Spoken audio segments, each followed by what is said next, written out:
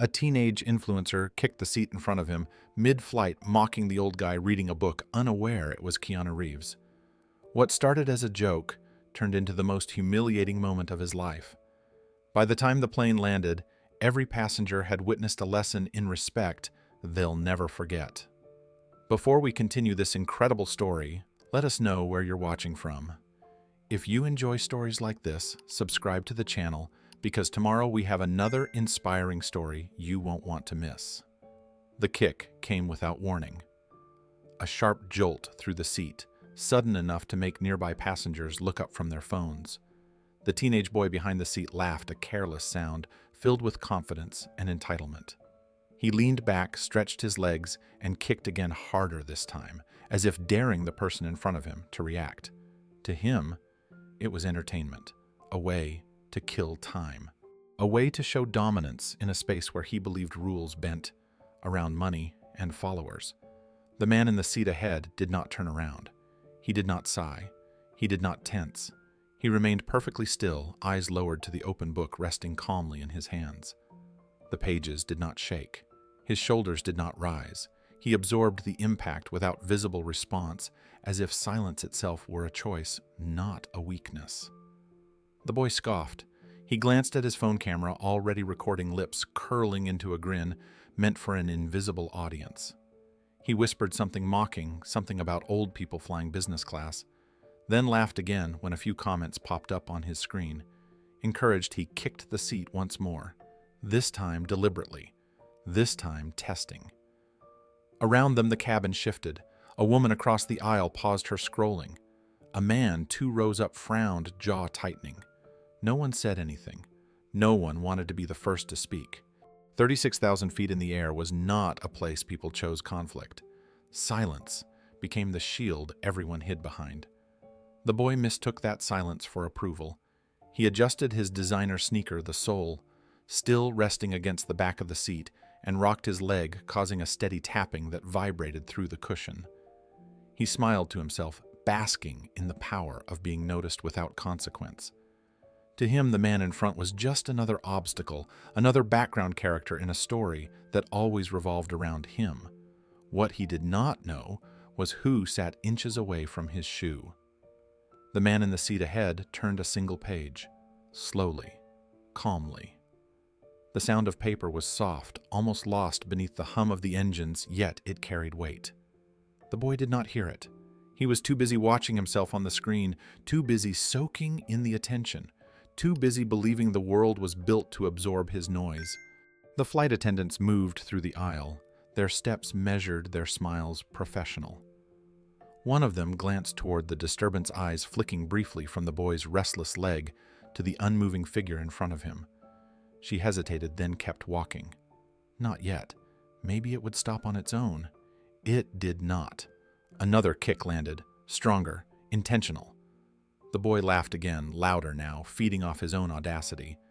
He leaned closer to his phone, lowering his voice, as if sharing a secret.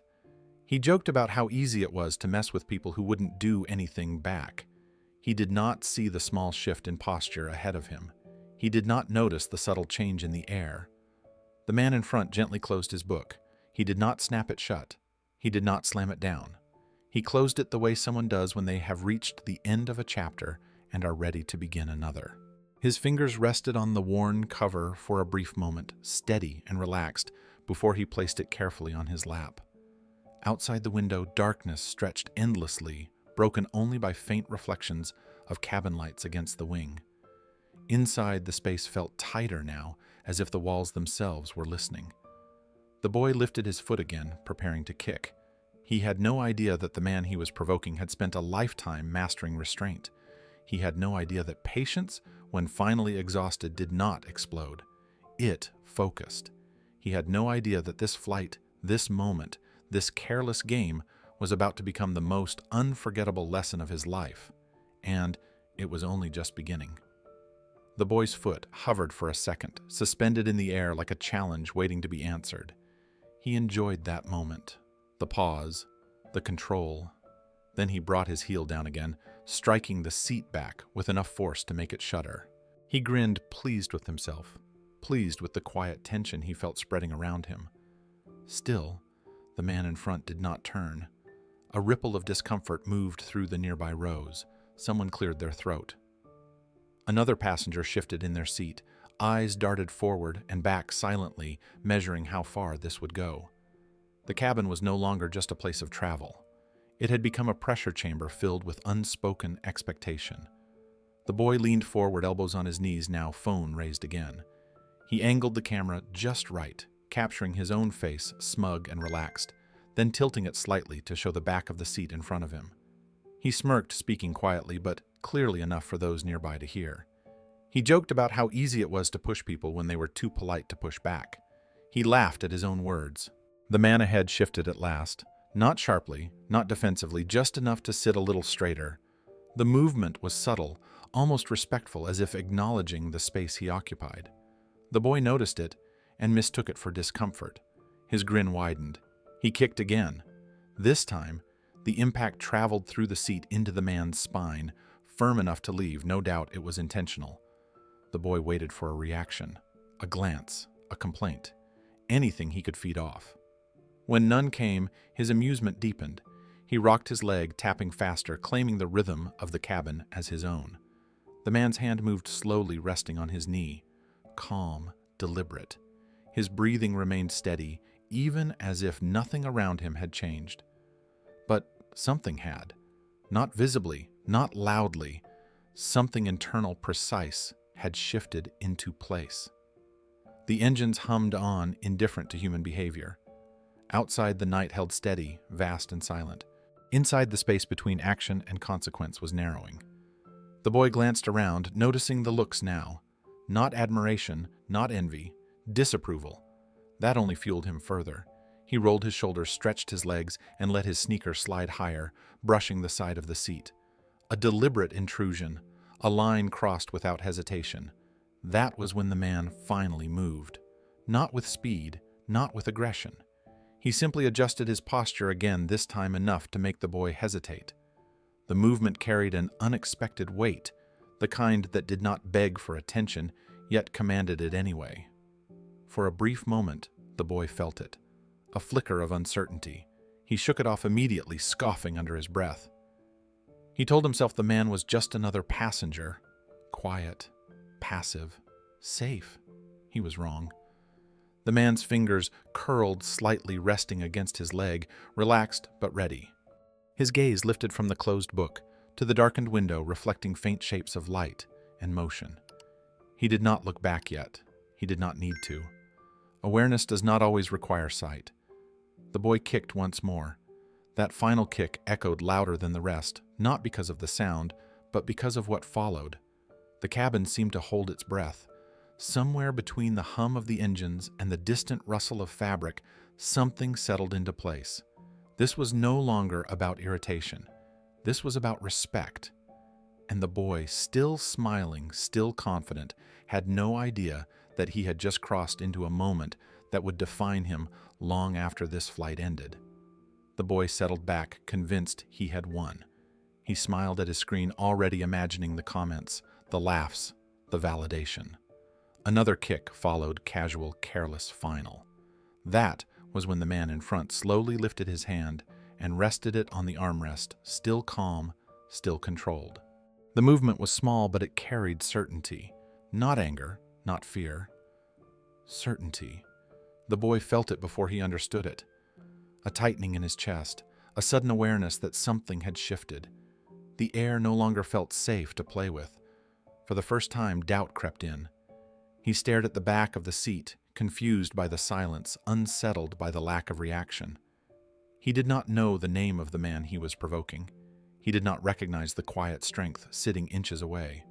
All he knew was that whatever came next would not be a joke.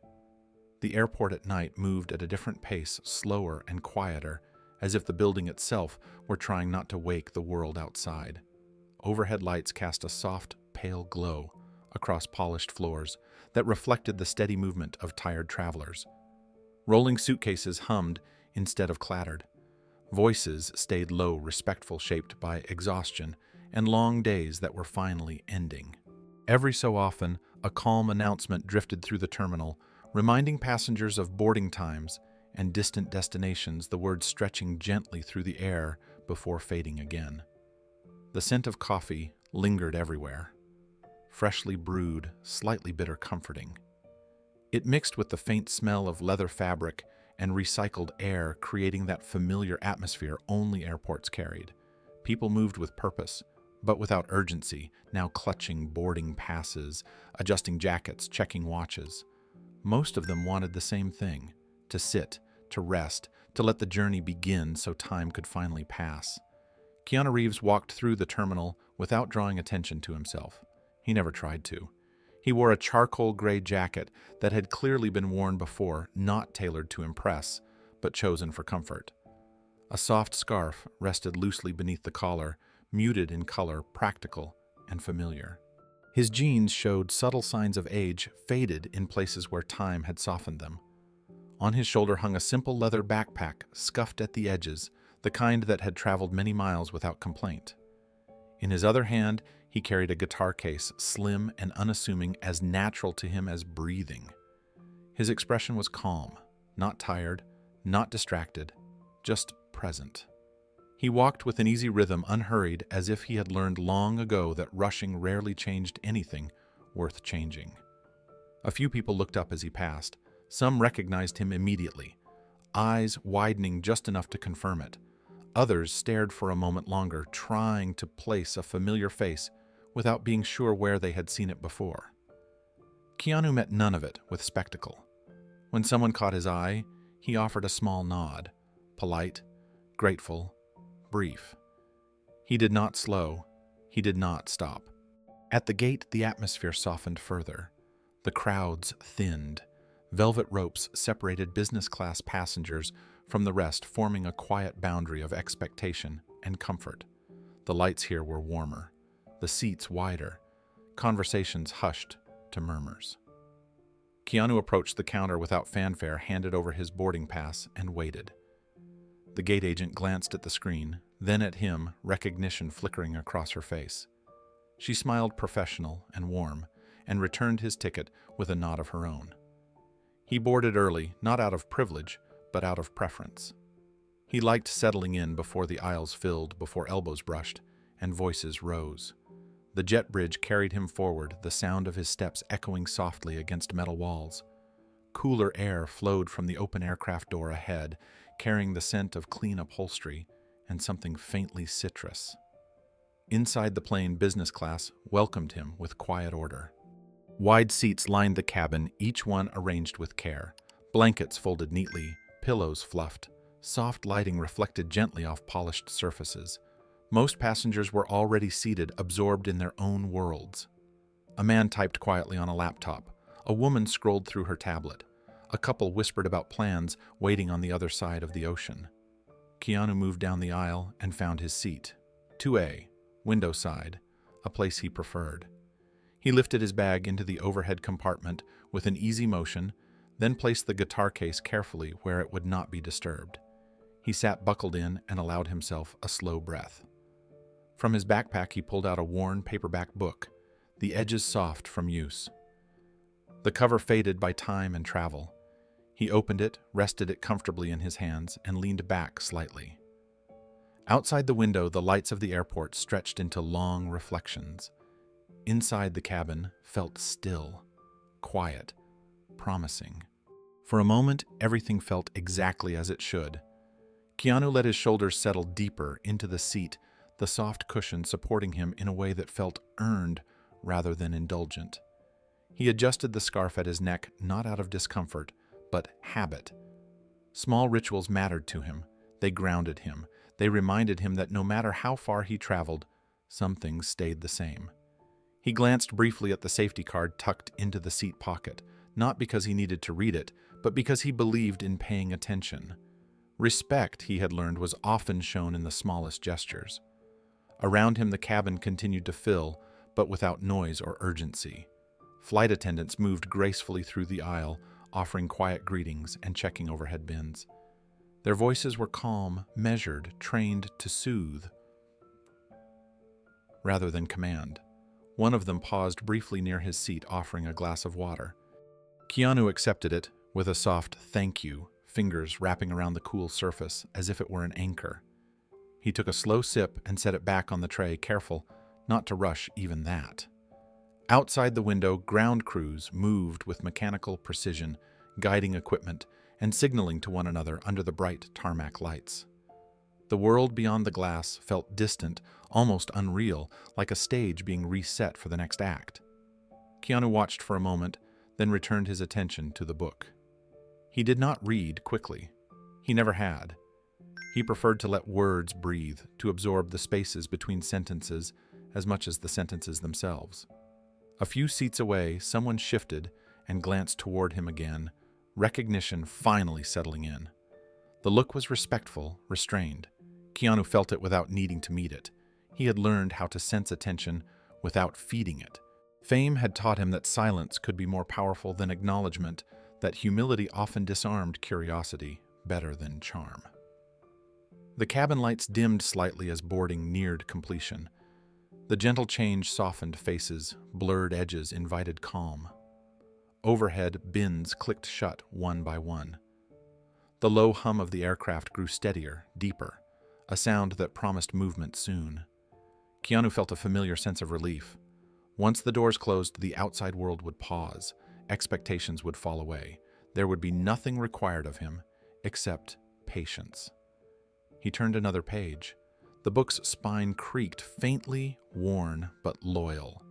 He smiled to himself, barely noticeable, the kind of expression that came from comfort rather than joy. He had chosen this flight deliberately, a long route, an overnight stretch. Enough hours to be alone with his thoughts, with music, waiting quietly inside the guitar case above him, with stories printed on paper instead of glowing on screens. The last passengers boarded, their footsteps softer here than they had been in the main cabin. A few carried themselves with practiced confidence, others with tired relief. No one hurried now. The aisle cleared. The door closed with a muted thud that seemed to seal the cabin away from the noise of the world. The safety announcement began, familiar and unobtrusive. Keanu listened anyway. He always did. He adjusted his seat slightly, found a comfortable position, and rested the book open on his lap. Outside, runway lights aligned in long, straight rows, stretching into darkness. Inside, the air felt balanced, contained, peaceful. This was the moment he had been looking forward to. A pocket of quiet, a space where nothing was demanded and nothing was expected. He drew a slow breath, letting it fill his chest, then released it just as slowly.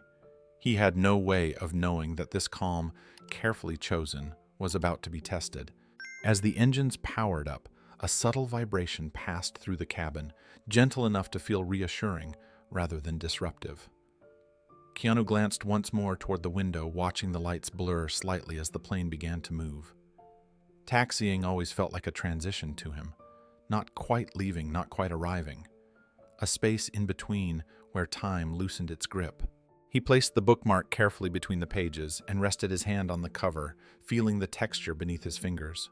Familiar, steady. Around him, the cabin settled into quiet routines. Seatbelts clicked into place. Someone a few rows back adjusted a blanket. A flight attendant offered a final smile as she passed through the aisle. Keanu closed his eyes briefly, letting the hum of the aircraft wash over him. The sound reminded him of long motorcycle rides on empty roads, the steady rhythm that cleared his mind and softened the edges of thought. This was why he traveled this way. Not for luxury, but for stillness. When he opened his eyes again, the plane was turning toward the runway. The lights ahead stretched long and bright, guiding them forward. He felt calm, grounded, ready for the hours ahead. Peace, he believed, was something you carried with you. He had no reason yet to believe it would be taken from him. The peace did not fade gradually. It broke all at once. Footsteps rushed down the aisle faster than they should have been, loud enough to cut through the soft hum of the cabin. They were careless footsteps, unbothered by the quiet rhythm everyone else had settled into. A sharp voice followed them, complaining into a phone about nearly missing the flight, about staff moving too slowly, about how exhausting it was to travel when people did not understand importance. Keanu did not look up, but he felt the shift immediately. a teenage boy burst into view wearing a bright designer hoodie that practically glowed under the cabin lights. The logo across his chest was unmistakable and expensive. Oversized sunglasses sat on his face, despite the dim lighting, as if removing them would cost him status. His hair was perfectly styled, untouched by fatigue. A heavy cloud of cologne arrived before he did, sharp and overpowering, filling the space with artificial confidence. He stopped abruptly beside a row, glanced at the seat numbers, then scoffed. "This is business class," he said loudly, shaking his head. "Man, this is basically coach with armrests." A few passengers stiffened. Someone exhaled through their nose. No one responded. The boy laughed at his own comment, already lifting his phone and switching the camera around. The screen reflected his grin, practiced and exaggerated the expression of someone who lived for reactions. He narrated as he moved, complaining about legroom, about the seats not reclining enough, about how his parents never listened when he told them first class was the only way to fly properly. He reached the seat directly behind Keanu. Without hesitation, he dropped into it, not sitting so much as collapsing, the impact jolting the row. The seat back nudged forward from the force. Keanu's book shifted slightly in his hands, but his grip remained steady. He turned a page. The boy laughed again and adjusted his phone, angling it to capture his surroundings. "Guess I'm slumming it tonight," he sneered into the camera. "Business class life. Pray for me." As he moved the phone around the lens, briefly caught the edge of Keanu's shoulder and the dark fabric of his jacket. Just a fraction of a second. The boy did not notice. He was too focused on his own reflection, too busy scanning the comments rolling in live feeding on the digital applause. He kicked his feet forward to stretch out. The first contact was light, a tap against the back of Keanu's seat, almost accidental, almost forgivable. Keanu felt it but did not react. He adjusted his posture slightly, continuing to read as if nothing had happened. The boy rocked his foot again. Another tap, this time deliberate enough to be noticed. He glanced at his phone, smirked, and continued talking. He joked about cramped flights and people who acted like they owned the seat in front of them. A woman across the aisle looked up, her eyes narrowing. A man nearby paused his typing. The quiet agreement of the cabin had been disrupted, replaced by tension no one wanted to address. The boy leaned back deeper into his seat, stretching his legs farther. His sneaker brushed the seat again. He laughed softly, entertained by the subtle control he believed he had gained. He had found a rhythm, a way to insert himself into the space to claim attention. Keanu turned another page. He was aware now, fully aware, of the noise, of the presence behind him, of the energy that did not belong in this quiet place. Still, he chose not to engage. He had learned long ago that not every disturbance required a response. The boy mistook silence for permission. He tapped the seat again a little harder this time, eyes flicking briefly upward, as if waiting for a reaction that never came. The grin on his face widened. The flight which had promised peace only moments ago had just welcomed its storm. The boy settled in as if the space belonged to him alone. He stretched his arms wide, elbows nearly brushing the armrests on both sides, then leaned back with a satisfied sigh. His phone remained raised, the front camera locked on his face, as he continued narrating his discomfort to the unseen audience on the other side of the screen. He complained about the seat padding, about the lighting, about how business class was overrated and only useful when first class was unavailable. Every word was delivered with practiced sarcasm. Behind the sunglasses, his eyes flicked constantly between his own reflection and the comments scrolling up the screen. Each laughing emoji, each agreement fueled him. The plane was no longer transportation to him. It was a stage. He shifted again, rolling his shoulders, and bounced his knee. The motion sent another small vibration through the seat in front. He noticed this time, noticed how the seat moved, noticed how the man ahead still did not turn around. That silence intrigued him. He pushed his foot forward again, a firmer tap. He watched the seat carefully, waiting for a sign of irritation. None came. The man in front remained motionless, eyes still lowered to the book, posture relaxed, almost meditative. The boy chuckled quietly and leaned closer to his phone. He lowered his voice as if sharing a secret with his viewers. He joked about how easy it was to mess with people who were too polite to speak up. He joked about how some people paid for business class just to pretend they mattered. A few heads turned. The atmosphere thickened. The boy felt it, but ignored it. He always ignored it. Discomfort from others had never slowed him down before. He adjusted his sunglasses even though the cabin lights were dim and smoothed the front of his hoodie, making sure the logo stayed visible in frame. Appearances mattered. Reactions mattered more. He slid his foot forward again, this time letting the sole rest against the back of the seat. Not a tap now, a presence. He pressed lightly, testing the resistance, feeling the boundary. He smiled. Keanu felt the pressure. He acknowledged it internally, like noting a change in weather. He did not shift. He did not sigh. He did not even pause his reading. He had spent years surrounded by noise, by chaos, by people desperate to be seen. He had learned that attention was a currency, and he had learned how not to spend it carelessly. The boy waited. When nothing happened, he withdrew his foot slightly, then pushed again harder. The seat responded with a subtle jolt. A few passengers shifted uncomfortably. Someone cleared their throat loudly enough to be heard. Still, nothing. The boy's grin faded for just a fraction of a second, replaced by something closer to confusion. He did not like being ignored.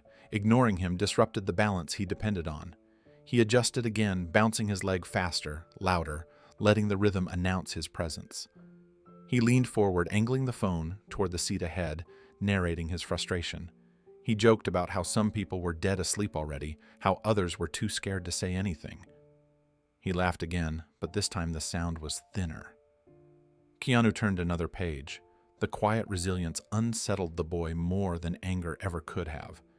He shifted in his seat, rolled his ankle, and let his sneaker tap once more against the back of the chair. The motion was sharper now, intentional. This was no longer restlessness. This was provocation. The boy did not know it yet, but he had begun something he would not be able to stop. The boy leaned back again, convinced he was in control. He smirked at the phone in his hand, watching the comments stack up, feeding the version of himself he liked best. He bounced his foot once more, letting it strike the seat with a careless rhythm. To him, it was harmless, entertaining, a way to remind the world that he existed. Keanu remained still. That calm unsettled the boy in ways he could not explain. He expected annoyance, expected a glare, expected words. Silence felt heavier. It made him aware of the space he was invading, even if he refused to admit it. He shifted again, stretching his legs, the sole of his sneaker brushing the seat one more time. A flight attendant passed through the aisle, eyes flicking briefly toward the movement, then forward again. Not yet. The boy noticed and smiled to himself, mistaking patience for permission. Keanu's hand rested lightly on his book. His breathing was slow, steady, unchanged. He was aware of every sound, every movement, every intention behind them. He simply chose not to respond yet. The boy kicked again, a little harder. Around them the cabin felt tighter, quieter, waiting. The peace of the flight had ended. What came next would decide everything. The tapping stopped pretending to be accidental. It became rhythm, intentional, repeated. The boy adjusted himself in the seat behind Keanu, shifting his weight as if settling in for a long performance. He stretched his legs farther now, no longer testing but claiming space, his sneakers bouncing off the back of the seat with careless confidence. Each tap landed with just enough force to be felt just enough to remind the man in front that he was there. The boy raised his phone again and angled it closer to his face. His voice dropped into a mocking tone, meant for his audience. He joked about how stiff the guy in front of him was, how some people flew business class just to sit there like statues. He laughed at his own commentary, glancing briefly at the seat as if daring it to respond. Keanu did not. He remained upright, shoulders relaxed, eyes steady on the open page. His breathing stayed slow and even. To anyone watching closely, it was clear this was not indifference. It was restraint, the kind learned over decades, the kind that understood the difference between inconvenience and disrespect. Around them, the cabin shifted uneasily. A woman across the aisle looked up fully now, her expression tight. She glanced at Keanu, then at the boy, then away again, unsure what to do. A man a row ahead leaned back slightly, eyebrows drawn together in irritation. The quiet agreement of shared courtesy had been broken, and everyone felt it. The boy noticed the attention and enjoyed it. He straightened his hoodie, making sure the logo faced the camera clearly, then leaned back again. Another tap, another bounce. He rolled his ankle, letting the sole drag slightly against the seat, then laughed softly, as if amused by his own persistence. A flight attendant appeared in the aisle, moving smoothly, her presence calm and practiced. The boy spotted her immediately. His posture changed, his voice softened. When she reached his row, he smiled wide, polite, charming, in the way that came easily to those used to getting their way. "Sorry about the noise," he said lightly, though his foot still hovered close to the seat. "Long day." She nodded, professional and courteous, offering a gentle reminder about keeping aisles and seats clear. He agreed quickly, all manners and cooperation, lowering his foot just long enough to appear compliant. The moment she moved on, the smile faded. His sneaker returned to its place. The tapping resumed, this time faster, louder. Keanu turned a page, slowly, calmly, but the words no longer held his attention. He was fully aware now, not just of the physical contact, but of the intention behind it. This was no longer restless energy. It was provocation. The boy leaned forward again, phone-raised voice louder now, less concerned with whispers. He joked about how some people thought silence made them powerful. He laughed when a comment popped up encouraging him. He tapped the seat again harder, punctuating his words. Keanu closed his book, not abruptly, not with frustration. He closed it the way someone does when a decision has been made. He placed it carefully on his lap, fingers resting lightly on the cover. He drew in a slow breath through his nose and let it out just as slowly. The cabin felt it. The air shifted, subtle but unmistakable. The tapping continued, but something had changed. The boundary had been crossed. The boy felt the shift before he understood it. He tapped the seat again, expecting the same quiet nothing he had been enjoying. Instead, the silence felt different now. He glanced up briefly, eyes flicking toward the back of Keanu's head, then quickly back to his phone. He laughed it off, forcing the sound, pretending nothing had changed, but something had. Keanu did not move. He did not turn. He did not speak. Yet the stillness around him carried weight, now no longer passive, no longer neutral. It was the stillness of someone who had noticed everything and chosen exactly when to stop tolerating it. The boy shifted again, stretching exaggeratedly, lifting his knees higher this time. His sneakers bounced against the seat in quicker succession, almost impatient. He leaned into the camera voice, rising, mocking the idea of old guys who fly business class just to feel important. He rolled his eyes for effect, grinning as comments poured in. A few rows away, a woman shook her head and looked down, jaw clenched. Another passenger leaned forward, then back again, torn between intervention and self-preservation. No one wanted to be involved. No one wanted to escalate. The cabin existed in that uncomfortable space where everyone hoped someone else would act. The boy mistook that hesitation for approval. He bounced his foot harder now, letting the seat shake more noticeably. He laughed again louder, enjoying the reaction he imagined he was getting. He was so focused on the performance that he did not notice the way Keanu's posture had subtly changed, the way his shoulders squared just slightly, the way his hands rested more deliberately. A flight attendant passed through the aisle again, her eyes lingering a fraction longer this time. The boy caught her gaze and instantly softened, flashing another polite smile. He lifted his foot away, acting apologetic, nodding as if to say he understood. She moved on. The foot returned the moment she was gone. This time, the sole pressed firmly into the back of the seat, not tapping, not bouncing, but pushing, claiming. The pressure lingered. Keanu inhaled slowly. He set the book aside on the tray table, aligning it carefully, as if order mattered now more than ever. His fingers rested there for a brief moment before dropping to his lap. He closed his eyes for a second, not in anger, but in clarity. He opened them again. The boy leaned forward, phone still raised, whispering something smug to his audience about how easy it was to get under people's skin. He smiled, proud of himself, unaware that the line he had been dancing along had just disappeared beneath his feet. Keanu exhaled, not sharply, not dramatically, just a steady breath released into the space between them. The pressure from the sneaker remained.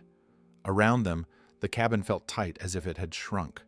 Conversations had stopped, screens dimmed, even the hum of the engines seemed lower, heavier, waiting. This was no longer a misunderstanding. This was a challenge, and Keanu Reeves had just decided how he would answer it. The boy shifted again, rolling his shoulders as if settling into something comfortable, something earned. His sneaker stayed pressed against the seat, not moving now, not bouncing. Just there, a quiet declaration that the space belonged to him. He smirked at his phone, whispering something under his breath that made his audience react instantly. The glow of the screen reflected in his sunglasses, hiding his eyes, hiding the fact that he was watching for a response. None came. Keanu remained still, but the stillness was no longer empty. It felt intentional, grounded, the kind of calm that did not invite debate. His hands rested on his thighs, fingers relaxed, not clenched. His posture was upright, balanced, as if he were seated not on an airplane, but in a place he knew well. Somewhere, discipline mattered. The boy pressed harder. The seat shifted forward just enough to be felt clearly. A woman nearby inhaled sharply, then stopped herself. A man across the aisle lowered his laptop screen, halfway, eyes fixed, now unable to pretend this wasn't happening. The quiet agreement of patience had expired, replaced by a shared understanding that something was about to break. The boy laughed again, louder than before. He tilted his phone slightly, angling it to catch the back of Keanu's head, still unaware of who sat there. He mocked the silence, joked about how some people were too scared to speak up. His voice echoed a little more than it should have in the enclosed space. Keanu slowly lifted one hand and rested it on the armrest. The movement was simple, small, but it carried weight. It was not defensive. It was deliberate. The boy noticed it immediately. His foot hesitated, the pressure easing for half a second before returning. Pride would not let him stop. Not now, not in front of his audience. Keanu did not turn around yet. He lowered his gaze briefly as if centering himself, then raised it again, eyes focused ahead. His breathing stayed steady, but something had aligned inside him. A decision made quietly, without emotion, without anger. The boy leaned forward, preparing another comment, another kick, another push. That was when Keanu gently lifted his book from the tray table and set it aside, placing it neatly back into his bag. The care in the movement was unmistakable. He was done reading. He was done waiting. The sneaker pressed once more into the seat. Keanu exhaled slowly, fully, and straightened. Around them, the cabin seemed to freeze, suspended between what had been and what was about to happen. No one spoke. No one moved. The boy, still smiling, still confident, did not yet realize that the line he had crossed could not be uncrossed. The boundary was gone, and the lesson was about to begin. Keanu did not turn around. He did not look back. He did not acknowledge the pressure against his seat or the presence behind him that had grown louder, bolder, more invasive by the minute.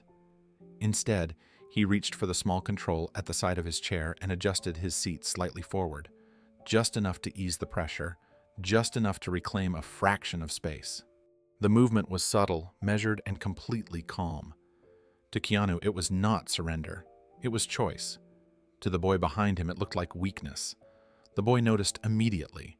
His lips curled into a smile, not wide but sharp. He leaned forward in his seat, excitement flickering behind the sunglasses.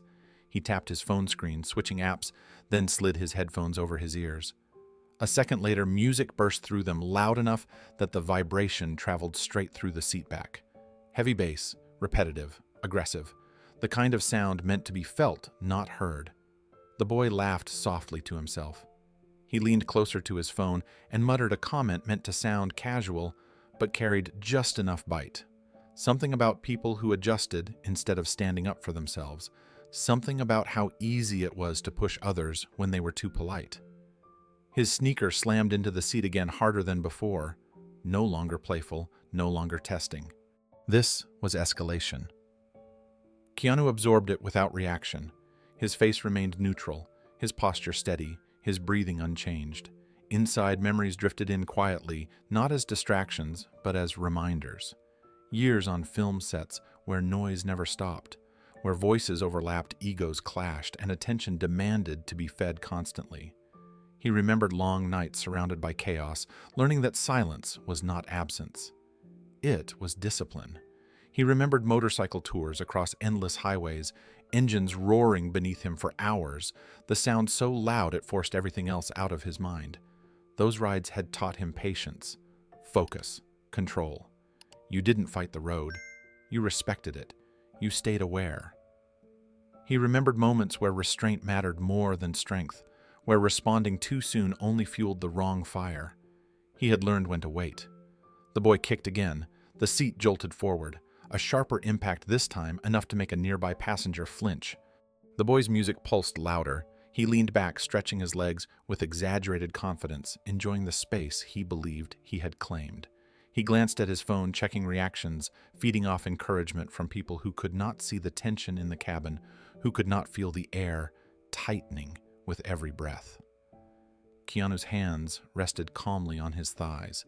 His fingers were relaxed, not clenched. He did not need to fight. He did not need to raise his voice. He knew something the boy did not. Peace was not passivity.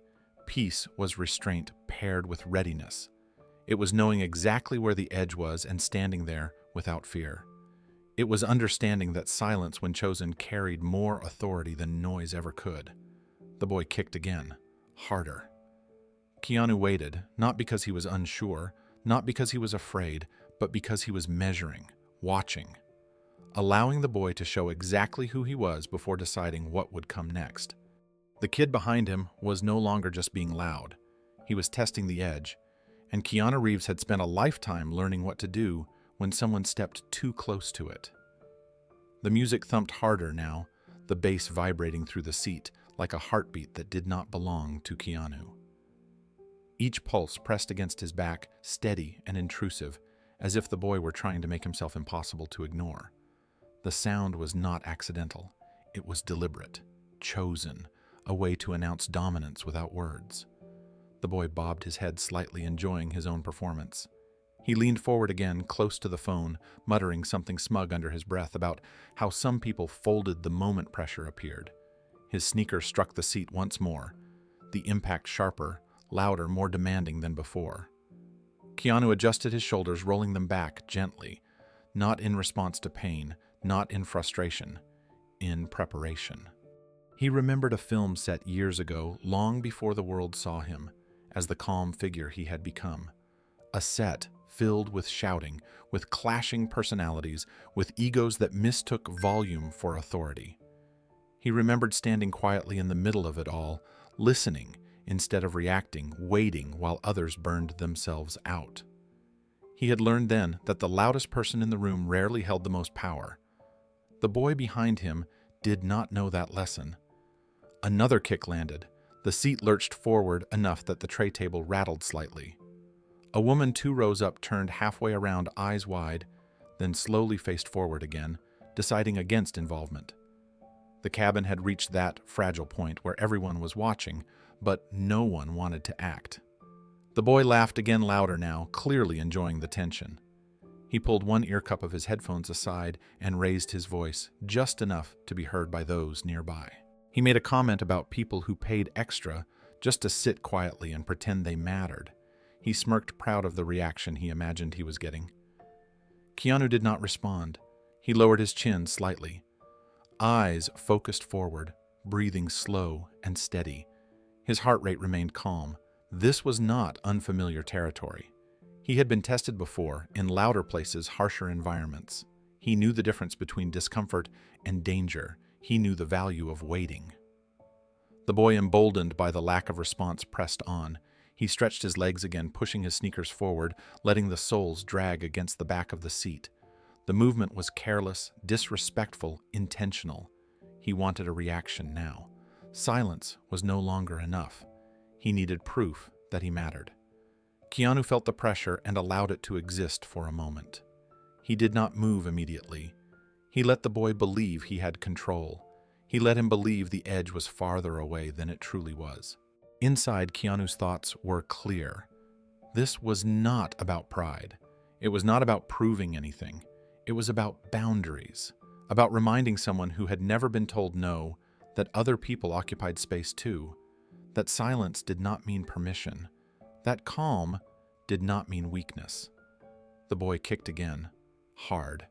Keanu exhaled slowly through his nose, a long breath out, measured, intentional. He shifted slightly in his seat, not retreating, not advancing, just settling into a position that felt balanced, ready. The boy mistook the movement for submission and smiled wider, encouraged by what he thought he saw. He was wrong.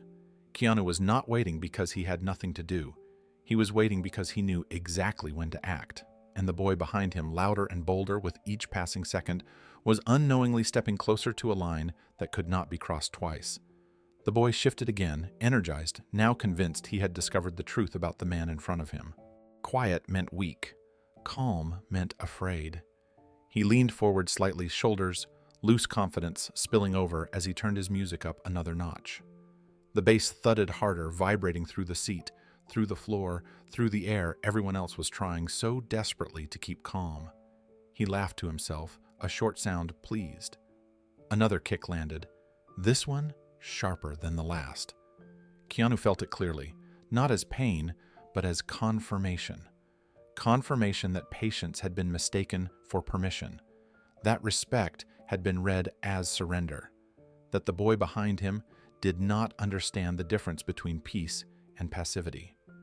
Keanu's eyes softened not with kindness, but with clarity.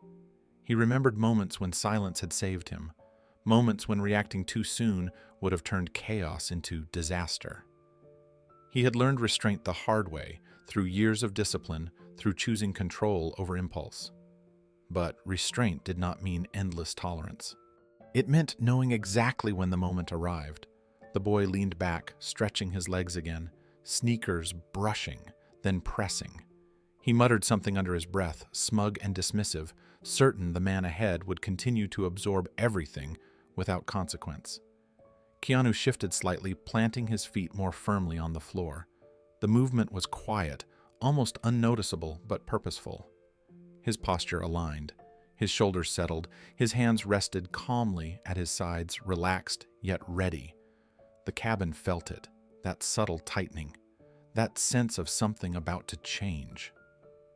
The boy bounced his foot once more, testing, provoking, enjoying the edge he thought he controlled. He did not see the line anymore. He had stepped over it without realizing. Keanu did not need to look back to know it was time. He waited one final beat, not out of doubt, out of certainty. The next moment would not be loud. It would not be chaotic. It would be decisive. And the boy behind him, still smiling, still convinced of his power, was about to learn that the quietest person in the room is often the one you should never underestimate. The sneaker rose slowly, almost casually, as if the boy were stretching after a long day. It cleared the edge of the seat back and came to rest on the side of Keanu's armrest. The sole was dirty, the rubber scuffed and darkened from sidewalks and airport floors. It brushed Keanu's sleeve, leaving a faint mark against the fabric. The contact was deliberate, not an accident, a claim. The cabin went still. It was the kind of stillness that spreads without sound, carried by instinct. Conversations stopped mid-thought. Screens dimmed as hands paused.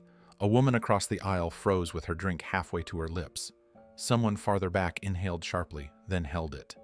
Everyone understood the line that had just been crossed. Keanu did not flinch. He did not pull his arm away. He did not look back.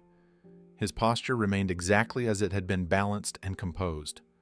For a moment, nothing happened at all. The boy waited, expecting irritation, anger, some reaction he could feed on. Instead, Keanu lowered his book. He did it slowly, carefully, as if the object deserved respect. He placed it on the tray table beside him, aligning it with quiet precision. His hand rested there for a brief moment, fingers relaxed, steady. Only then did he move again. Without turning around, Keanu reached back and gently took hold of the boy's sneaker. His grip was firm but controlled, not squeezing, not aggressive. He lifted it just enough to clear the armrest and guided it down to the floor where it belonged. The motion was smooth, unhurried, and unmistakably intentional. No force, no hesitation. The sneaker touched the floor. Keanu returned his hand to his side. The boy blinked. For a fraction of a second, the smirk on his face faltered. He had expected resistance, expected annoyance. What he got instead was something unfamiliar: calm authority, the kind that did not ask permission. He recovered quickly, lifting his phone higher, angling the camera toward himself. He laughed louder than necessary and spoke into the screen. He joked about some grumpy old guy who couldn't take a joke. He mocked the touch, exaggerating it for his viewers, trying to turn the moment into content. But his voice was different now. Just slightly. There was a hitch beneath the confidence, a tightness that had not been there before. He rolled his ankle, repositioned his foot, then hesitated. His eyes flicked toward the back of Keanu's head, searching for something. Anger, embarrassment, anything. Keanu did not give him that. He sat exactly as before, facing forward, breathing slow and even. The message had been delivered without words, clear, final. The space had been reclaimed. Around them, the cabin began to breathe again. A few passengers exchanged quick glances, disbelief mixed with relief. No one spoke. No one needed to. The boy forced another laugh and kept talking to his phone, but the rhythm was off. His confidence no longer flowed freely. Something inside him had shifted, unsettled by the quiet certainty of the man in front of him. He had wanted a reaction. What he got instead was control, and it rattled him more than anger ever could. The boy tried to recover quickly. He leaned back in his seat, rolling his shoulders as if nothing of consequence had happened. He laughed again, a little too loudly, and continued speaking into his phone, filling the silence with noise. He joked about old guys who take themselves too seriously and exaggerated the moment for his audience, reenacting the motion with his hand as if it were all harmless fun.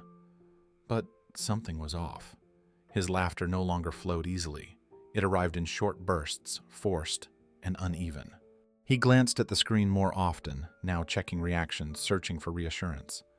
The comments still came, but they felt thinner, somehow less powerful than before. The confidence he had carried moments earlier had cracked, if only slightly. He adjusted his sunglasses, though there was no need for them in the dim cabin. His foot stayed on the floor this time, not because he suddenly understood respect, but because he was uncertain. He replayed the moment in his head, trying to frame it as a win, trying to convince himself that he had not just been corrected without words. The way Keanu had touched the sneaker stayed with him. It had not been rough. It had not been angry. That was what unsettled him. There was no emotion to mock, no outburst to exploit. Just a simple action carried out with quiet certainty, as if there had never been any doubt about how it would end. The boy shifted in his seat again, testing the space without fully committing. He lifted his foot slightly, then lowered it back to the floor. He leaned forward, phone still raised, but his eyes flicked up again, this time more cautiously toward the seat ahead. He studied the back of Keanu's head, the relaxed posture, the stillness. It did not feel passive anymore. Keanu sat unmoving, gaze forward, hands resting calmly at his sides. He did not rush to reclaim his book. He did not fidget. He did not glance back to check the boy's reaction. The matter in his mind had been addressed. There was no need to revisit it unless it was forced. A flight attendant passed through the aisle again, slower, now eyes alert. She took in the scene at a glance. The boy's foot on the floor.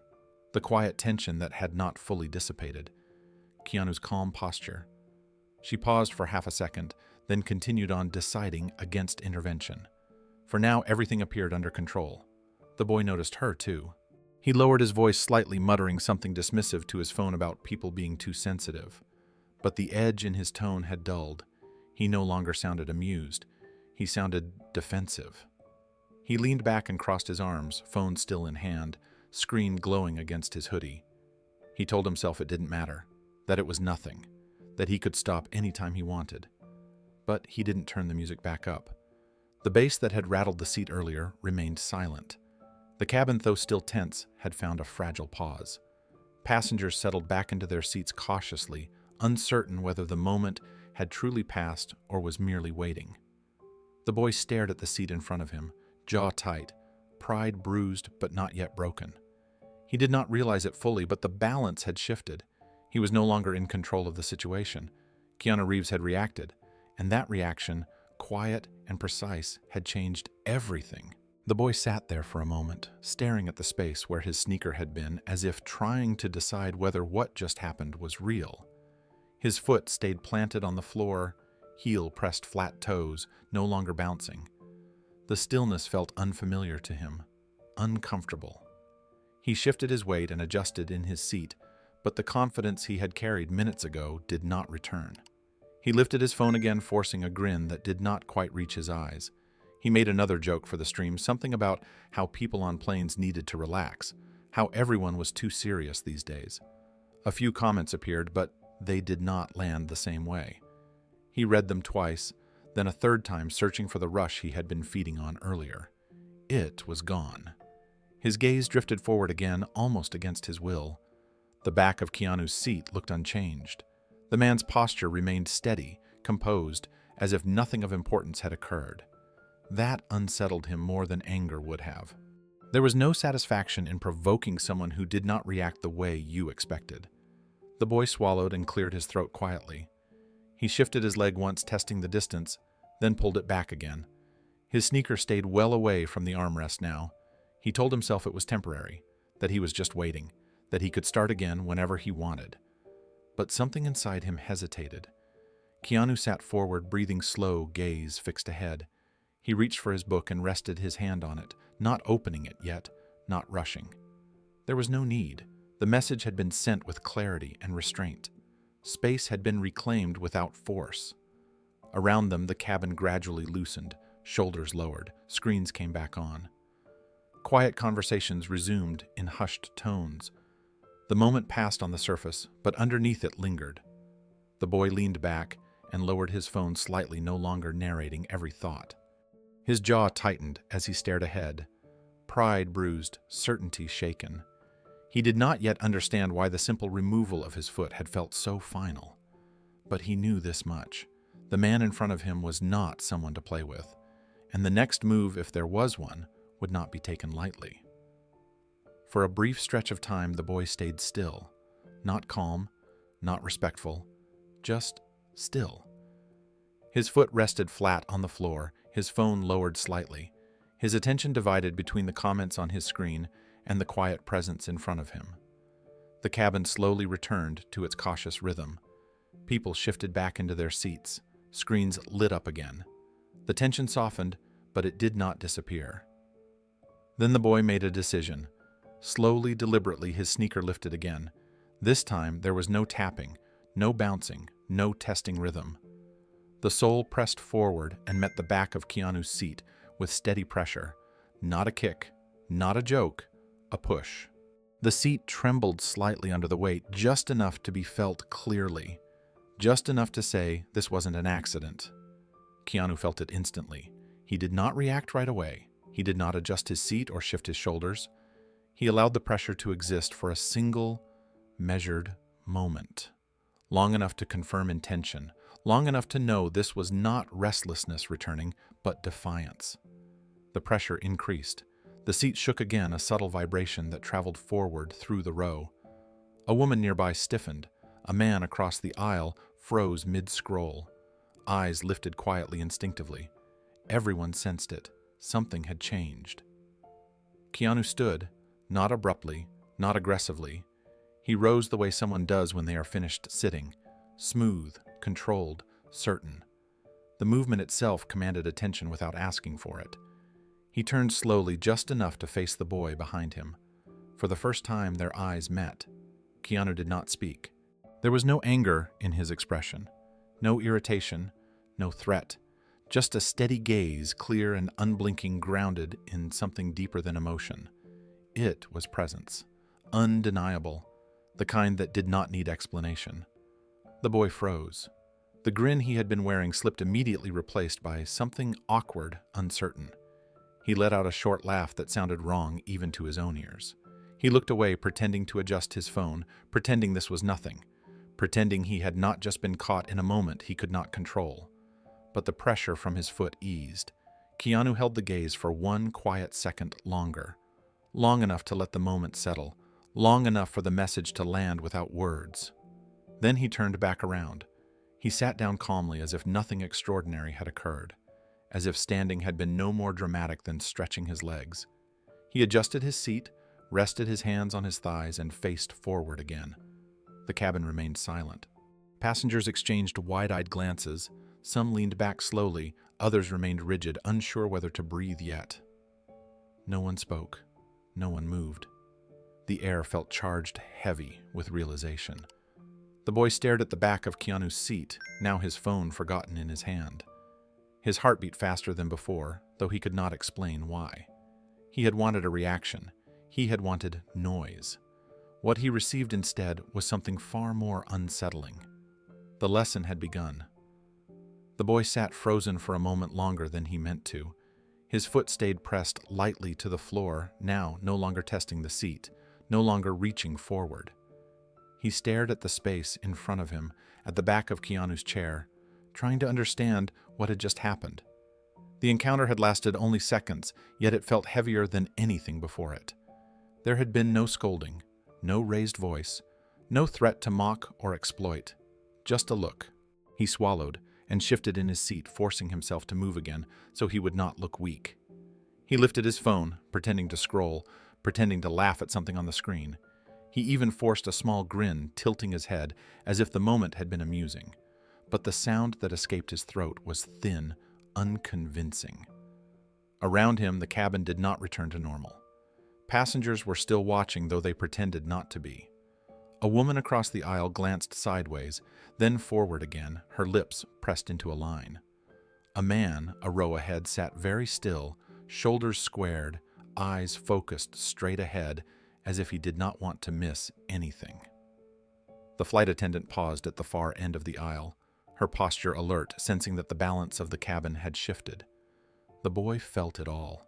For the first time since boarding, he was aware of other people in the space, not as background, not as an audience, as witnesses. His confidence wavered under that awareness. He adjusted his hoodie, tugged at the sleeve, then pushed his sunglasses higher on his nose, even though the cabin was dim. The gestures were small, restless, uncertain. He glanced up again cautiously toward Keanu's seat. Keanu had not moved. He sat forward, posture calm, breathing, steady hands resting loosely on his thighs. He did not reach for his book yet. He did not check behind him. He did not act like someone waiting for the next move. He looked like someone who had already said everything that needed to be said. That unsettled the boy more than anything else. He told himself it was over, that he could let it drop, that the moment had passed, but pride tugged at him sharp and insistent. He did not like being corrected, especially not in front of others, and especially not without words he could twist or challenge. He shifted his leg again, lifting his foot just slightly, hovering in the air as if considering. The movement was subtle, barely noticeable, but it carried intention. He waited, testing whether the space would allow him to reclaim ground. Keanu did nothing. The boy's foot lowered back to the floor. A quiet ripple moved through the cabin as shoulders relaxed just a fraction. The woman across the aisle exhaled softly. Someone behind them adjusted their blanket. The moment teetered between resolution and relapse. The boy stared at his phone, jaw tight, scrolling without reading. His reflection stared back at him from the dark screen when it dimmed, and for a split second he did not like what he saw. Not fear, exactly. Something closer to doubt. Keanu remained facing forward, present, grounded, as if the lesson was already unfolding without him needing to push it further. But lessons like pride often need repetition. And the boy was not done yet. The boy leaned back into his seat, forcing himself to relax, forcing his shoulders down, forcing his breathing to slow. He told himself it had been nothing, just a look, just an awkward moment that would fade if he ignored it long enough. He lifted his phone again, thumb hovering over the screen, unsure whether to keep streaming or let it go. For the first time, the camera felt less like a shield and more like a spotlight. He glanced around carefully this time. People were no longer pretending not to see him. Their attention was subtle but unmistakable. Not angry, not curious, watchful. He felt exposed in a way he never had before.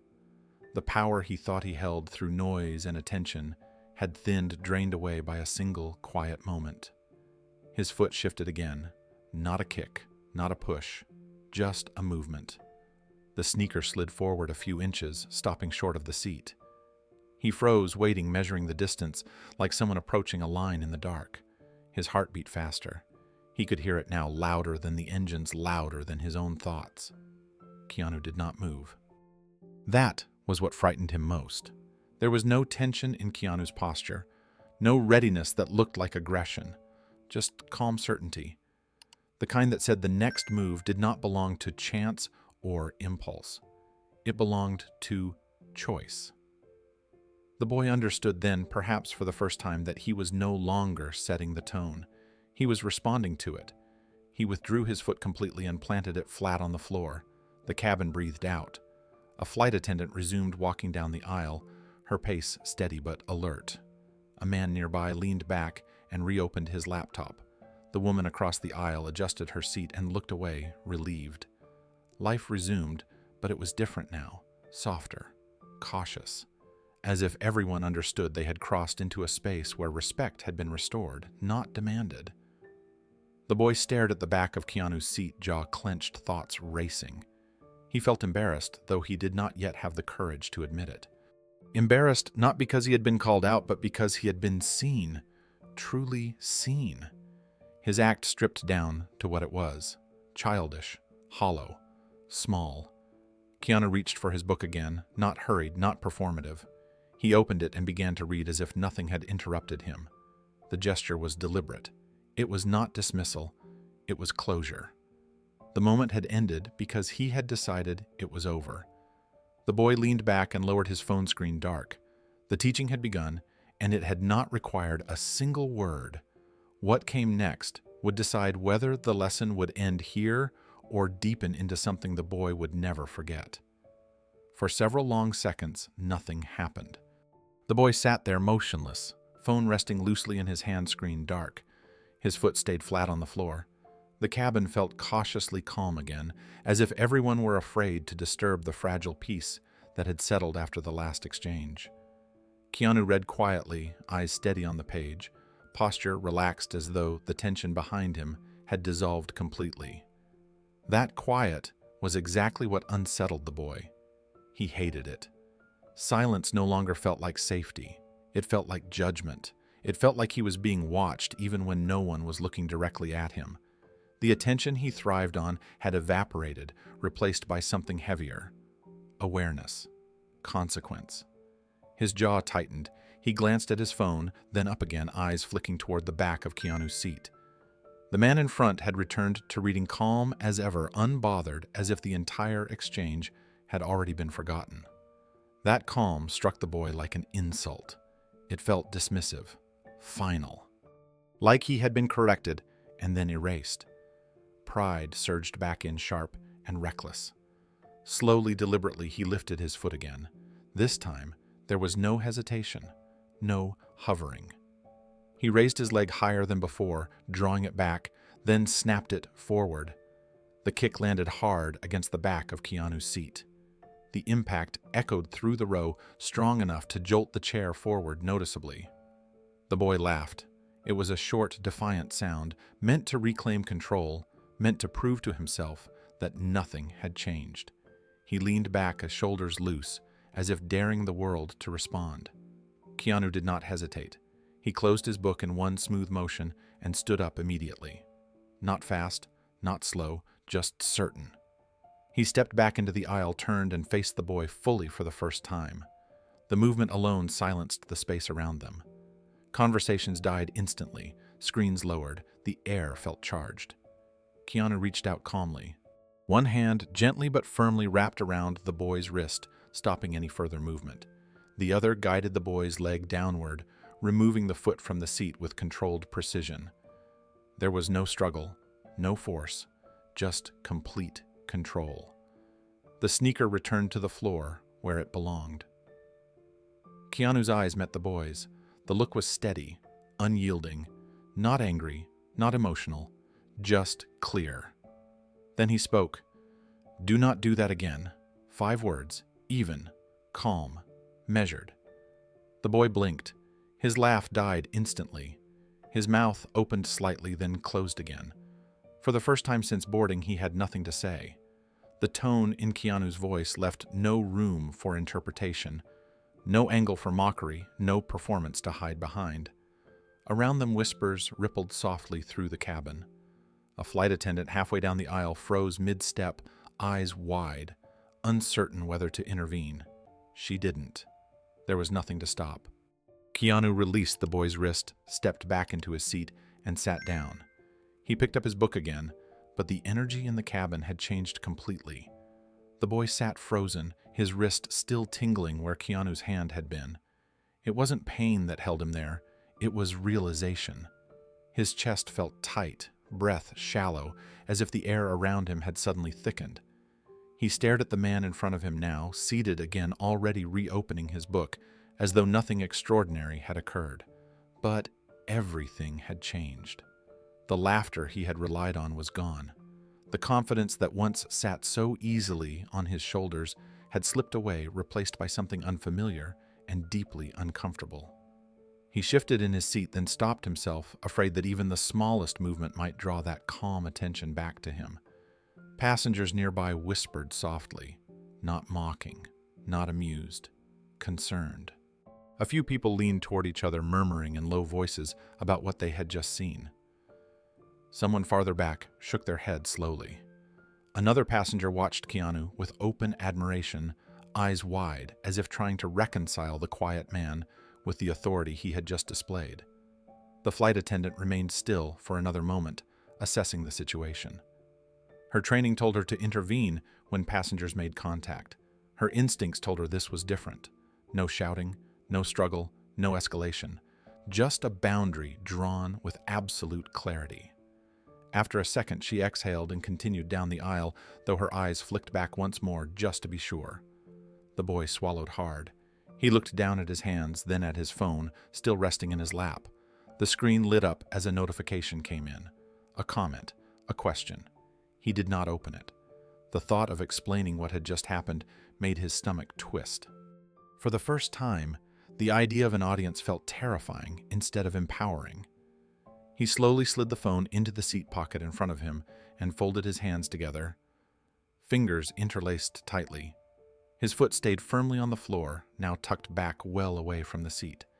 He leaned forward slightly, posture smaller, contained, as if trying to take up less space. Keanu turned a page. The sound was soft, barely audible, yet it echoed louder in the boy's mind than the kick had moments earlier.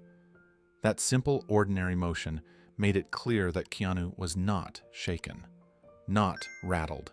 He had said what needed to be said, he had done what needed to be done, and he had moved on. The boy's heart pounded. He replayed the moment again and again in his head, the way Keanu had stood, the ease of the movement, the certainty in his eyes. There had been no hesitation, no doubt, just quiet authority. It struck the boy then that he had never encountered that before, not from teachers, not from parents, not from anyone. He had always been louder, faster, more aggressive, and it had never mattered. Now it did. Around them, the cabin slowly relaxed. People returned to their screens. Blankets were adjusted. A low murmur of normalcy crept back in. But beneath it all, something had shifted. An invisible line had been drawn and respected. The boy sat very still, staring at the back of Keanu's seat, knowing with sudden clarity that if he crossed that line again, the consequences would be far worse than embarrassment. The warning had been given, and it had been unmistakable. The boy remained silent, his body rigid in a way that felt unnatural to him. He was used to movement, to noise, to constant stimulation. Stillness felt like a punishment, even though no one had imposed it. He imposed it on himself, now afraid of what would happen if he didn't. His eyes drifted forward again, drawn unwillingly to the man sitting just inches away. Keanu's shoulders were relaxed, his head slightly inclined toward the open book. He looked exactly the same as he had before the kick, before the warning, before everything changed. That was what unsettled the boy the most. Nothing about Keanu suggested effort. There was no visible tension in his posture, no sign that the interaction had cost him anything. He hadn't raised his voice, hadn't embarrassed the boy publicly, hadn't even lingered in the moment.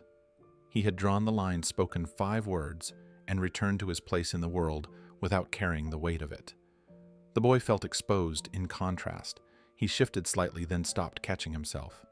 His hands tightened together, knuckles pressing white for a second before he forced them to relax. He inhaled slowly, copying the steady rhythm he sensed from the man in front of him, though it didn't come naturally. His chest still felt tight. His thoughts raced, searching for a way to reframe what had happened.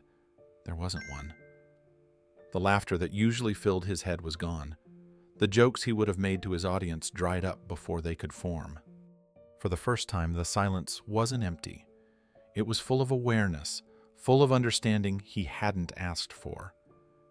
He noticed the people around him again, not as background, as individuals. The woman across the aisle had finally relaxed her shoulders. The man with the laptop had resumed typing, though slower than before. The flight attendant had taken her place near the galley, eyes still alert, but no longer tense. Order had returned, and the boy understood with a sudden clarity that made his stomach drop that it hadn't returned because of rules or authority or threats. It had returned because of one person's restraint. Keanu turned another page. The sound was steady, unremarkable, and yet it carried more weight than any warning could have. It told the boy that the moment was over, that the choice had been his, that the consequence had already arrived. He leaned back carefully, eyes forward, feet planted firmly on the floor. He did not reach for his phone again. He did not test the space. He did not smile. The energy in the cabin had shifted permanently. The boy knew it. Everyone knew it. And somewhere deep inside him, beneath the embarrassment and the shaken pride, something else had begun to take shape. Respect, not demanded, earned. For a while, the boy stayed quiet, not peaceful, not reflective, just contained. His body remained still, feet planted, hands folded, eyes fixed forward. The cabin had settled into an uneasy calm, the kind that felt temporary, like glass stretched too thin. Keanu read without urgency, turning pages at a steady pace, his posture unchanged. That calm gnawed at the boy. It felt like defeat.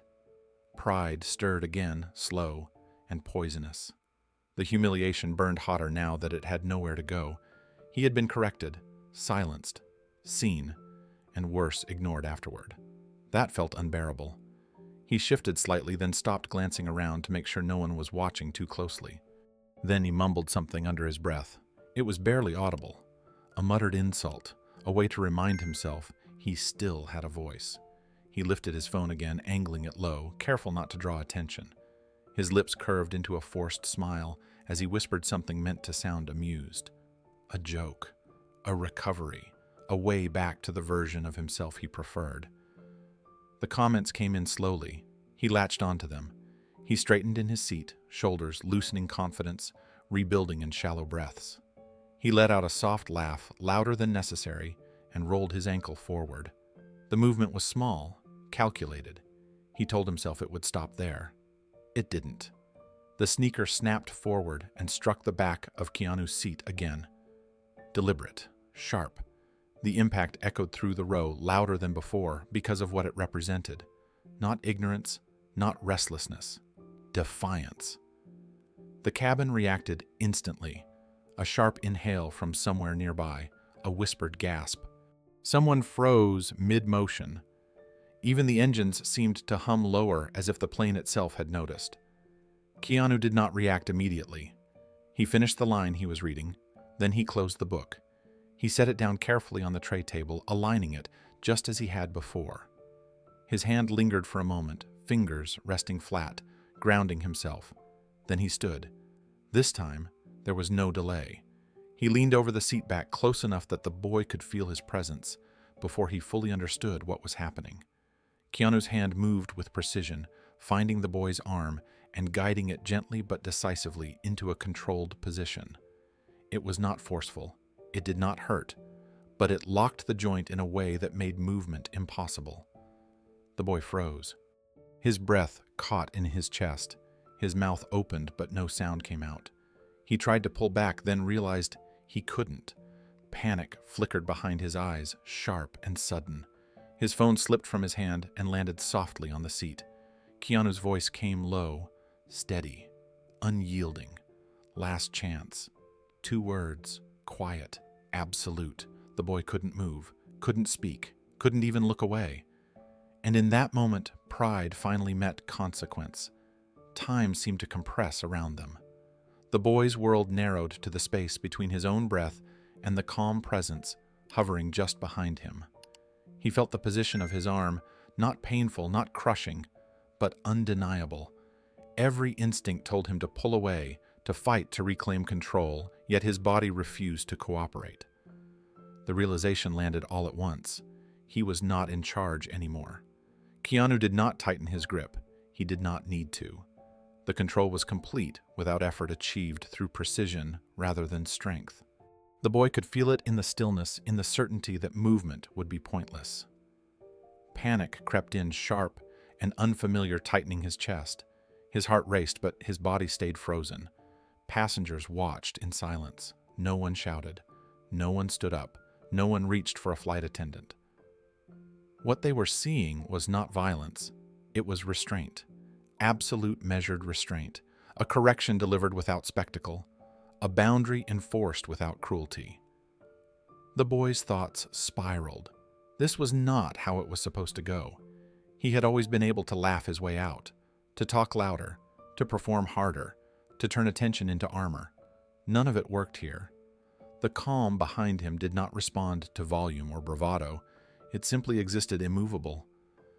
Keanu leaned in just enough for the words to land where they needed to. Last chance. The boy swallowed. His mouth was dry, his throat tight. He tried to nod, but even that felt difficult under the weight of the moment. His eyes darted toward the aisle, toward the passengers, toward the flight attendant, who had stopped several rows away, watching with cautious focus. No one was coming to rescue him from this, and suddenly he understood why. He was not being attacked. He was being taught. Keanu released him slowly, not abruptly, not dismissively. He guided the boy's arm back into a natural position, then straightened, stepping away with the same controlled ease he had shown from the start. There was no shove, no warning gesture, just a return to distance. The boy sagged back into his seat, breath finally escaping in a shaky exhale he hadn't realized he was holding. His hands trembled slightly as he clenched them together in his lap. He stared forward, eyes wide, unblinking, as if afraid that any movement might undo the fragile calm that had just been restored. Keanu sat down again. He adjusted his seat, picked up his book, opened it to the same place. The motion was unremarkable, ordinary, almost gentle. That ordinariness struck the boy harder than the restraint had. It told him the moment was over, that there would be no more explanation, no lecture, no follow-up. The choice was his now. Around them, the cabin slowly exhaled. Someone shifted in their seat. A blanket rustled. A low whisper passed between 2 passengers, quickly silenced. Life resumed, but it carried a different tone, heavier, more aware. The boy did not lift his phone again. He did not move his feet. He sat very still, staring at the back of Keanu's seat, understanding with painful clarity that whatever game he thought he had been playing had ended the second those quiet words were spoken. And if he crossed that line again, there would be no warning left to give. Keanu sat back down without a sound. No dramatic movement followed, no lingering glance, no visible reaction to what had just occurred. He adjusted himself into the seat the same way he had done before, calm and precise, as if the last few minutes had been nothing more than a brief interruption. His hands rested naturally on his thighs. His shoulders eased back. His breathing slowed. The cabin was silent. Not the awkward kind of silence filled with tension, but a deeper stillness. A collective pause. The kind that follows resolution. Engines hummed steadily beneath it, but no voices cut through the air. No laughter, no music, no commentary from a phone. Behind him, the boy remained frozen. His phone lay dark in the seat pocket screen, dimmed, notifications ignored. The headphones that once blasted music now rested uselessly around his neck. His feet stayed flat on the floor, pulled slightly back, nowhere near the seat in front of him. His hands were folded together, fingers locked tight, knuckles pale. He did not speak. He did not move. The energy that had driven him earlier was gone completely. There was no swagger left to perform, no audience left to entertain. What remained was awareness of space, of people, of consequences. Passengers began to breathe again. A man a row ahead shifted his shoulders and leaned back, tension leaving his posture. A woman across the aisle adjusted her blanket and closed her eyes, finally allowing herself to relax. Someone softly exhaled a sound almost like relief. The cabin did not return to chatter. It returned to respect. A flight attendant stepped forward, cautiously scanning the row. Her eyes moved from Keanu to the boy behind him, assessing without accusation. She did not stop. She did not speak. There was nothing left to address. Order had already been restored. Keanu reached for his book.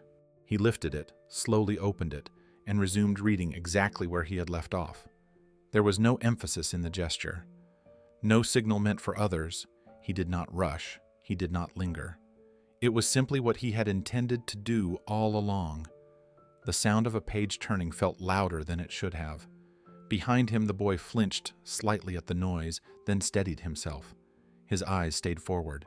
His jaw clenched, then relaxed. He swallowed once hard, as if forcing down words that no longer belonged in the space. Time passed. Minutes slipped by quietly. The plane continued its journey through the dark sky, steady and smooth. The earlier disruption felt distant now, almost unreal, yet its impact lingered in the way everyone carried themselves. Movements were gentler. Voices remained low. A woman seated diagonally across the aisle glanced toward Keanu's back. Her expression held gratitude mixed with disbelief. She hesitated, then lifted her hand slightly, just enough for him to see. Her lips moved silently. "Thank you." Keanu did not turn around. He did not smile. He did not acknowledge it outwardly. He gave a single subtle nod, barely noticeable, and returned his attention to the page in front of him. No pride, no recognition, no performance, just respect. The boy saw it. That small nod landed heavier than any confrontation. It told him this had never been about dominance, never about humiliation. It had been about restoring balance, nothing more. He leaned back carefully, shoulders pressed into the seat, eyes fixed ahead. His foot did not move. His phone stayed dark. He sat quietly absorbing the weight of what had happened, aware. Now that silence was not emptiness, it was earned. Minutes stretched into a calm rhythm as the aircraft settled fully into cruise. The cabin lights dimmed further, casting a soft glow that encouraged rest rather than attention. Tray tables were adjusted. Seatbacks reclined with quiet clicks. The earlier tension faded into something almost reverent, as if everyone understood they had witnessed a correction rather than a conflict. The boy behind Keanu remained motionless. His breathing slowed gradually, matching the steady hum of the engines. Each exhale felt like permission to exist without performing. He stared ahead, replaying the moment again and again, not with anger now, but with confusion. He had pushed, and instead of being met with chaos, he had been met with calm. That realization unsettled him more than shouting ever could. Keanu read on, turning pages at an unhurried pace. His presence anchored the row, quiet and unassuming. He did not glance back to check compliance. He did not wait for an apology. He trusted the silence to do its work. The message had been delivered, and it did not need reinforcement. A flight attendant passed again, this time offering water. She paused briefly at Keanu's row, her tone gentle, professional. He accepted with a polite nod and a quiet thank you. Nothing more. She continued down the aisle, her shoulders lighter now, reassured that the cabin was settled. Nearby, passengers returned fully to themselves. A man slipped on an eye mask. A woman cued a movie and lowered the volume. Someone whispered a few words to a companion, then stopped, choosing quiet instead. The plane felt balanced again, like a scale returned to center. The boy's phone vibrated once in the seat pocket. He ignored it. The urge to check to explain to regain control flickered and died. For the first time, restraint felt stronger than impulse. He rested his hands flat on his thighs and closed his eyes briefly, not to sleep, but to steady himself. Keanu shifted slightly in his seat, adjusting his posture, then continued reading. The sound of paper was steady, reassuring. It marked time without demanding attention. It reminded everyone that peace could resume when boundaries were respected. As the minutes passed, the incident settled into memory rather than presence. The cabin no longer held its breath. It moved forward together, suspended between destinations, calmer for having confronted what needed confronting. Behind Keanu, the boy opened his eyes and stared ahead, quieter than he had ever been on a flight. He understood now that order had not been restored by force or authority, but by restraint. And that understanding stayed with him, heavy and unmistakable, as the plane carried them onward through the dark sky.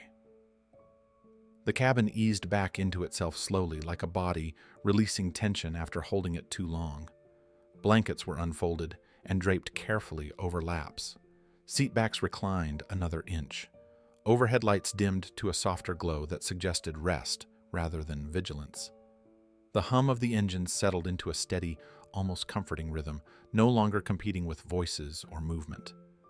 The flight returned to what it had promised at the beginning: quiet. Distance. Time suspended between places. Keanu reached for the bottle of water resting beside him. He took a small sip, unhurried, then capped it again and set it back where it belonged. The motion was simple, almost ritualistic.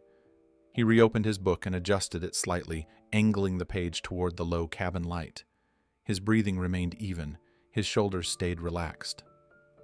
Nothing in his posture suggested tension or aftermath. It was as if nothing had happened at all. That, more than anything, made the silence feel complete. Behind him, the boy did not sleep. He stared out the window, forehead lightly resting against the cool surface, eyes fixed on the darkness beyond. There was nothing to see but faint reflections and distant pinpricks of light far below. Yet he kept looking. His phone remained untouched in the seat pocket. No music played. No notifications chimed. The absence felt deliberate. His shoulders were lower now. Not slumped, just released. The tight, performative energy that had filled his body earlier was gone, replaced by something heavier and quieter. His hands rested loosely on his thighs. His feet stayed planted flat on the floor, pulled slightly back, respectful of the space in front of him. He replayed the moment again in his mind. Not the kick, not the grip, not even the words. He replayed the calm, the stillness, the way Keanu had returned to reading without needing acknowledgement or validation. The lack of triumph unsettled him. He had expected anger, expected authority to announce itself loudly. Instead, he had been met with certainty. The boy swallowed and shifted slightly, adjusting the blanket that had been placed across his legs earlier. The fabric felt heavier than he expected, grounding. He had never been this aware of his own body on a plane before. Every movement felt intentional now, measured. Across the aisle, passengers settled into rest. A woman closed her eyes, hands folded neatly at her chest. A man a few rows ahead adjusted his neck pillow and leaned into sleep. Screens dimmed one by one. The cabin was no longer holding its breath. It was breathing together. Keanu turned a page. The sound was faint but steady, marking time without demanding attention. He read as he always did, not to escape, but to be present. The book rested comfortably in his hands, its worn edges familiar. His posture did not change. His composure remained untouched. The boy noticed that, too. He glanced forward briefly, careful not to draw attention, then looked back out the window. The reflection of his own face stared back at him in the glass. He barely recognized it. Not the clothes or the features, but the expression. Quieter, more thoughtful, less certain. For the first time, the silence did not feel like punishment. It felt like space. Space to think. Space to feel the weight of what had happened without the noise he usually used to drown it out. The plane carried them onward through the night, smooth and steady, while something inside the boy shifted slowly, reluctantly. Keanu read on, unbothered, present. The flight had returned to calm. But not everything was the same anymore. The minutes stretched quietly, unbroken by voices or sudden movement. The cabin felt smaller now, not from tension, but from intimacy. Everyone seemed wrapped in their own thoughts, tucked into the shared agreement that this was a space for rest, not performance. The boy kept his eyes on the window. Below them, the world was reduced to scattered lights, distant and silent. Cities looked harmless from this height. Problems looked smaller. His reflection hovered faintly over the glass, merging with the darkness outside. He watched it without judgment, noticing how still his face had become, how tired. He exhaled slowly. For the first time in a long while, he wasn't thinking about what to post next or how to frame the moment. There was nothing to frame, no angle to exploit, just time. And that time felt heavier than anything he had carried onto the plane. He thought about the look, not harsh, not angry, certain. It unsettled him how little effort it had taken to stop him. No threats, no raised voice, just presence, the kind that did not need permission. He wondered briefly what it would be like to move through the world like that, not chasing attention, not reacting to every challenge, just standing firm when it mattered. In front of him, Keanu shifted slightly and took another sip of water. The movement was small, unremarkable, yet the boy noticed it anyway. Everything about the man felt deliberate without being rigid, calm without being distant. He returned to his book, eyes moving steadily across the page, absorbed but not closed off. There was no tension left in his shoulders. No trace of irritation. The boy felt a flicker of embarrassment rise again, but this time it didn't burn. It settled. It sat with him, heavy but honest. He adjusted his posture, sitting a little straighter, not to look confident, but because it felt right, because slouching no longer served any purpose. A flight attendant passed quietly, checking belts with practiced ease. She glanced briefly at the row, then moved on, reassured by the stillness. The engines hummed on, steady and dependable, carrying them through the night without complaint. The boy closed his eyes for a moment, not to sleep, just to pause. When he opened them again, the cabin looked the same, but he felt different within it. Smaller, maybe, but not weaker, just quieter, more aware of the space he occupied and the people sharing it with him. Keanu turned another page. The sound was steady, ordinary, final. The flight moved forward, calm, restored, the noise gone. The lesson settled into silence.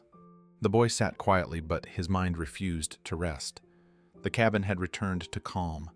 The lights were low. The engines hummed with steady patience. Around him, people slept or pretended to wrapped in blankets and private thoughts. Yet behind his still posture, something churned. He replayed it again. Not the kick, not the warning, the look. That was what stayed with him. Keanu hadn't raised his voice, hadn't threatened him, hadn't tried to embarrass him or prove anything. There had been no lecture, no performance, just certainty. Calm, grounded, immovable certainty. The boy swallowed and shifted slightly in his seat. Smaller this time. Earlier he had filled every inch of space with noise, movement, presence. Now he felt the weight of that behavior pressing back against him. It didn't feel rebellious anymore. It felt childish. Loud for the sake of being loud. Empty. He thought about how he must have looked. A grown plane full of tired people. Late night. Everyone wanting peace. And him laughing, filming, kicking, mocking. He felt a tight knot form in his chest as embarrassment settled in fully for the first time. Not embarrassment at being stopped. Embarrassment at having needed to be stopped. His phone stayed dark in the seat pocket. He didn't reach for it. The urge was still there, faint but persistent, like an old habit tugging at him. But now the idea of turning the moment into content felt wrong, cheap, like it would erase the weight of what had just happened. He glanced forward again. Keanu read quietly, exactly as before.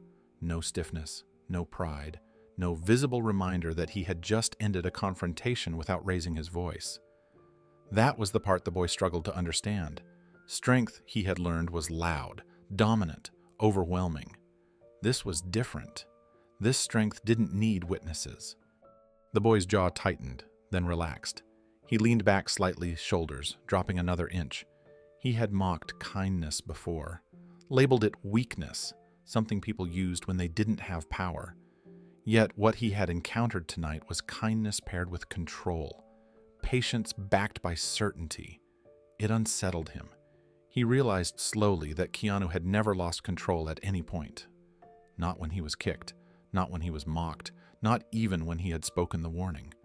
The control had been there from the beginning. Calm had not been a lack of response. It had been a choice. The boy's fingers curled loosely against his thigh.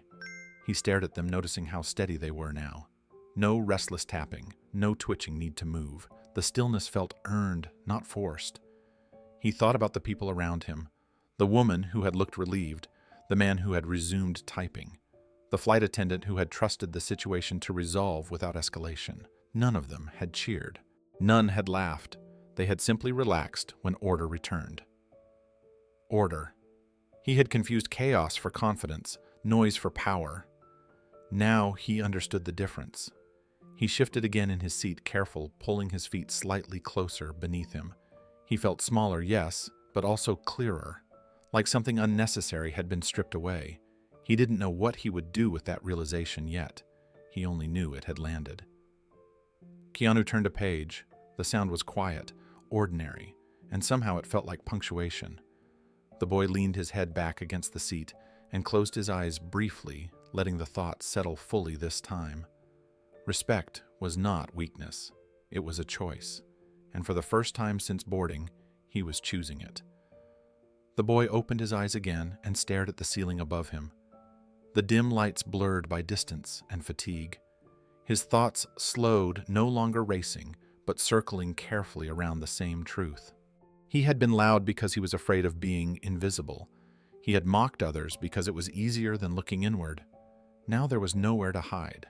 He thought about the way Keanu had moved, not rushed, not stiff, just present, as if he belonged exactly where he was without needing permission or applause. That kind of presence felt foreign to him. He had always measured his worth by reactions, likes, laughs, noise, but none of that had mattered in the moment that counted. He remembered the grip on his arm, not painful, not threatening, certain.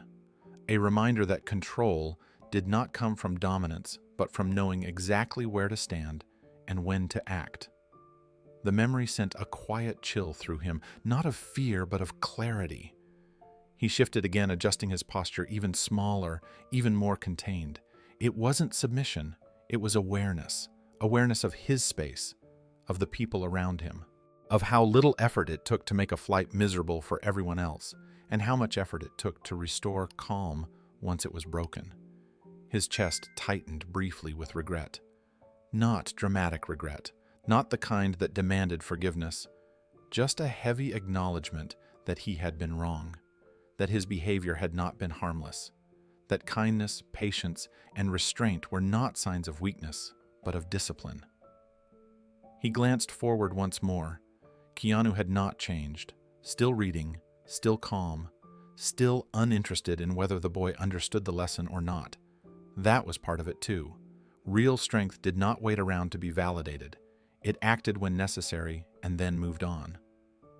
The boy let out a slow breath and rested his head back against the seat. For the first time in a long while, he did not feel the need to fill the silence. He allowed it to exist, allowed the hum of the engines and the quiet breathing of strangers to surround him. The silence no longer felt empty. It felt instructive. He wondered quietly who he might become if he stopped performing, if he learned when to be still, if he learned when not to push. The plane continued forward through the night, steady and unwavering. And somewhere between the clouds and the dim cabin lights, something inside the boy shifted fully into place. Not a transformation, not a promise, just the beginning of understanding. He pulled his feet in once more, careful and deliberate, and closed his eyes. This time not out of exhaustion, but out of choice. The captain's voice came through the cabin speakers with a calm authority that matched the moment. Ladies and gentlemen, we have begun our descent.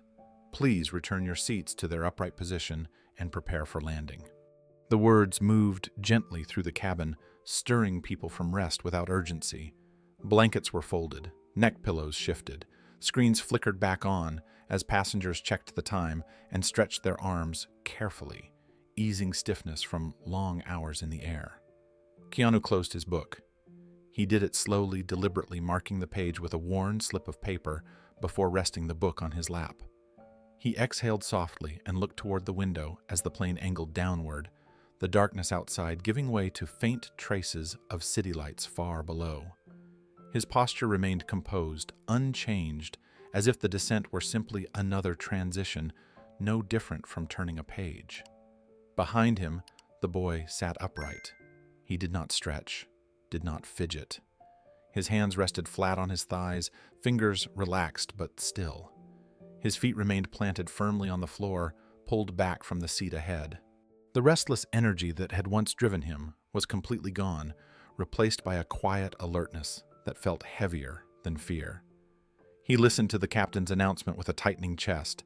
Landing meant arrival. Arrival meant consequences. He had known they were coming ever since the moment Keanu had spoken those two words. Last chance. The meaning had settled slowly, but now it was unmistakable. This flight would not end the way it began.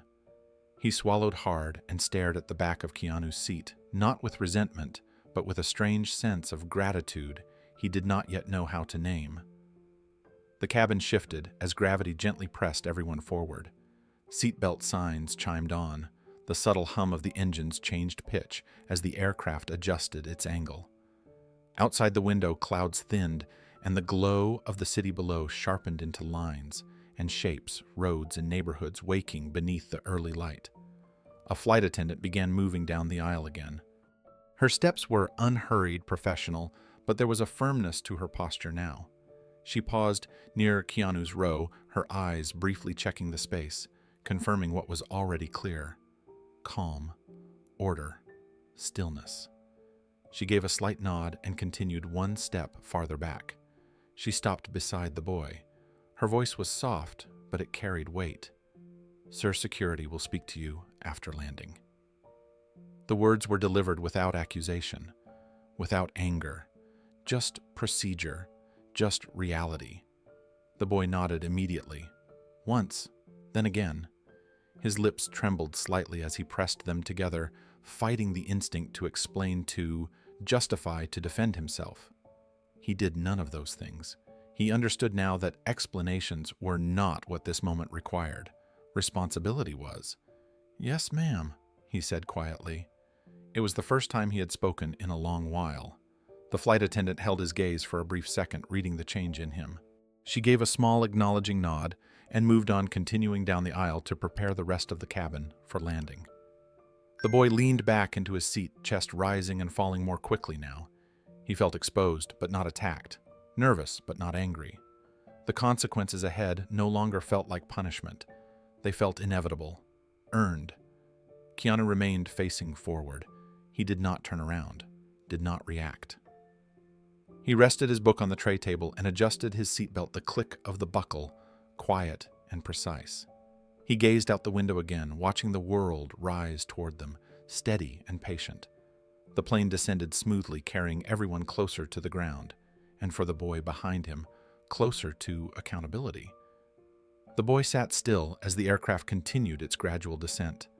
The pressure in his ears changing the ground below, growing clearer with every passing second. Buildings sharpened into blocks. Roads curved into familiar patterns. The abstract darkness he had stared into earlier was gone, replaced by a world that felt very real and very close. His heart beat faster now, not from panic but from anticipation, from knowing that once the wheels touched the runway, there would be no more distance between him and what waited next. He did not reach for his phone. He did not look around for sympathy. He stayed where he was, shoulders lowered, hands resting quietly, accepting the moment as it came. Around him, passengers prepared to land. A man tightened his seatbelt. A woman adjusted her scarf and glanced out the window. Someone, a few rows ahead, whispered something about customs and connections. Life resumed its ordinary concerns, and that normalcy made everything feel heavier. The boy realized that the incident which had once felt enormous was already becoming just one moment in everyone else's day. For him, it was more than that. He glanced forward once more, careful, respectful. Keanu remained composed, eyes on the horizon beyond the window. There was no tension in his posture, no sense of unfinished business. Whatever role he had played in the night's events was complete. He had not demanded an apology. He had not waited for acknowledgement. He had simply acted when it mattered and then let go. That the boy realized was the final lesson. Strength did not cling. It released. The plane tilted slightly, aligning itself for landing. The sound of the engines deepened, steady and controlled. The runway lights came into view, stretching out like a guide beneath them. The boy closed his eyes briefly, then opened them again, grounding himself in the moment. He felt smaller than when he boarded the plane, but not diminished. Stripped of the noise, the performance, the entitlement, he felt something steadier take its place. Responsibility, awareness, a quiet resolve not to repeat what had brought him here. The aircraft touched down with a firm but smooth impact. The wheels met the runway, and the cabin vibrated as the plane slowed, engines reversing, thrust. The sound filled the space, unmistakable and final. Passengers exhaled. A few smiled. Someone clapped softly, then stopped. As the plane rolled toward the gate, the boy sat upright, eyes forward, breathing steady, despite the tension tightening in his chest. He did not know exactly what security would say. He did not know how long the conversation would last. He only knew that he would listen. The flight had descended, not just through the sky, but into truth, and he was ready to meet it. The plane rolled to a complete stop, and the soft chime signaled arrival. Seatbelts clicked open one by one. Overhead bins popped as passengers stood, stretching stiff backs and shoulders after the long flight. The aisle filled slowly, deliberately, as people gathered coats, bags, and quiet conversations. There was no rush, just the steady rhythm of arrival. Keanu remained seated. He waited as others passed, offering space without drawing attention. A few passengers glanced back at him, recognition flickering briefly in their eyes, but no one spoke. Whatever words they might have had stayed unspoken. Respect lingered in the air, quiet and intact. Behind him, the boy stayed seated as instructed. Security stood a few rows back, patient and professional, watching without urgency. The boy did not fidget, did not look at them yet. His hands rested calmly on his thighs, his posture straight, but not rigid. He had accepted what came next. There was nothing left to resist. The aisle cleared. Keanu rose smoothly to his feet. He reached up and pulled his bag from the overhead bin with practiced ease, slinging the strap over his shoulder. The movement was unremarkable, ordinary, as if this were any other flight, any other arrival. He adjusted his jacket, settled the weight of the bag, and stepped into the aisle. Then he paused. Just for a moment. He turned slightly enough to face the boy behind him. Their eyes met. The boy's breath caught in his chest. The space between them felt smaller than it had all night, not charged with tension, but with honesty. There was no crowd now, no performance, just two people standing at the end of a shared moment. The boy swallowed. His voice, when it came, was barely above a breath. "I'm sorry." The words were not dramatic, not rehearsed. They carried no excuses, no explanations, just acknowledgement, just truth. His eyes did not waver as he spoke. He held Keanu's gaze, vulnerable in a way he had not allowed himself to be before. Keanu looked at him steadily. There was no smile, no frown, no lecture waiting behind his eyes. He did not ask for more. He did not offer comfort or condemnation. He simply held the gaze for a quiet second longer, letting the moment exist fully. Then he nodded. Once. It was not forgiveness given lightly. It was not punishment withheld. It was recognition of the apology, of the change, of the truth spoken without force. Keanu turned and walked forward. His steps were unhurried as he moved down the aisle toward the open door, morning light spilling in from the terminal beyond. He did not look back. He did not linger. The moment did not belong to him anymore. Behind him, the boy remained standing for a second longer. The nod stayed with him, not as approval, not as absolution, but as something far more lasting. Understanding. And as Keanu stepped into the jet bridge and disappeared into the flow of the airport, the boy realized the lesson had not ended with the flight. It was only just beginning. Security stepped forward with quiet professionalism, giving the boy a small gesture to follow.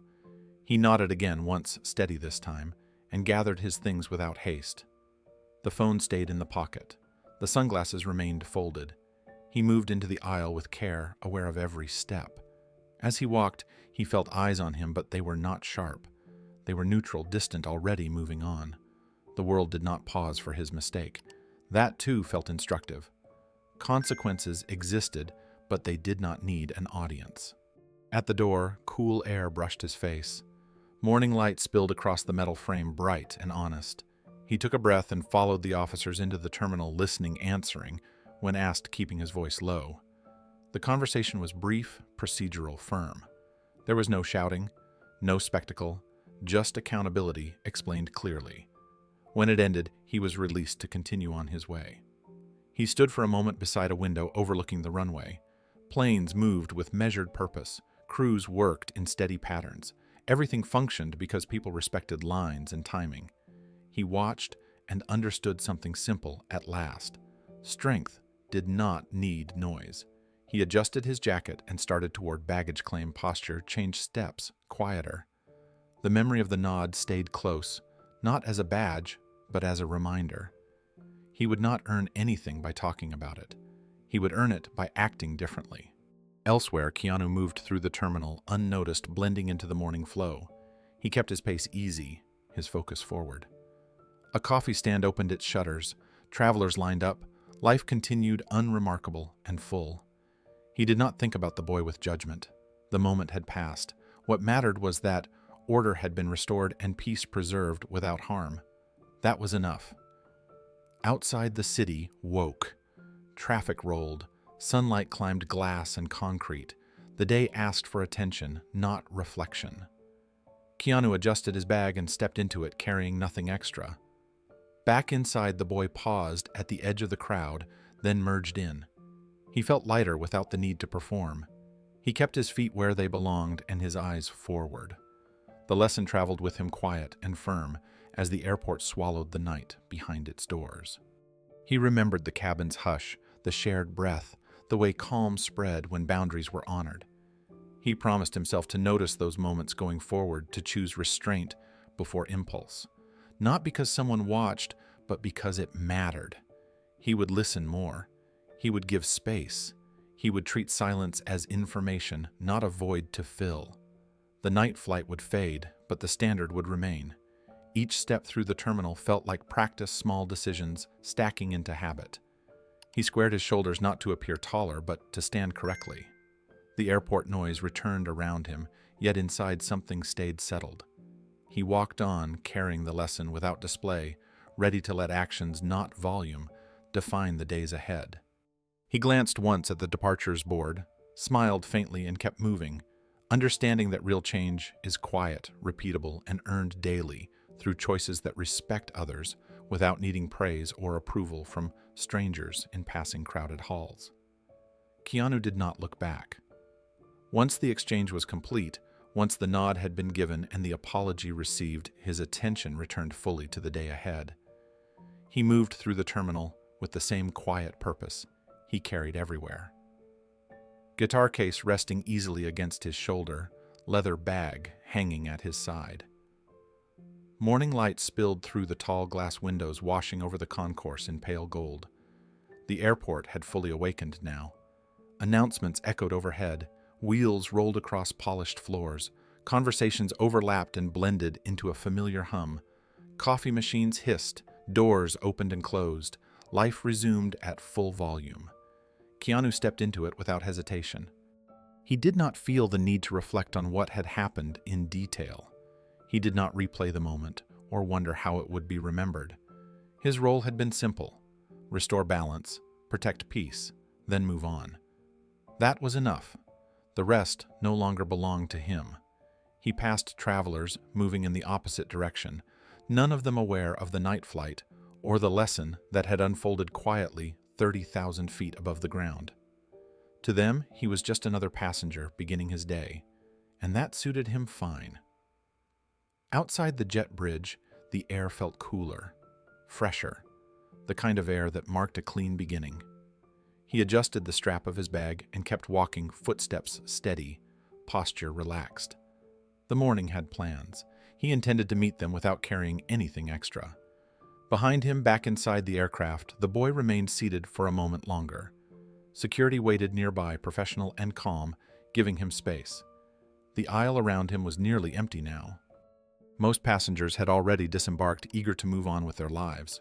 The plane felt larger in its emptiness, quieter in a way that invited reflection. The boy did not rush. He sat there, hands resting loosely on his legs, eyes unfocused as he stared at the seat in front of him.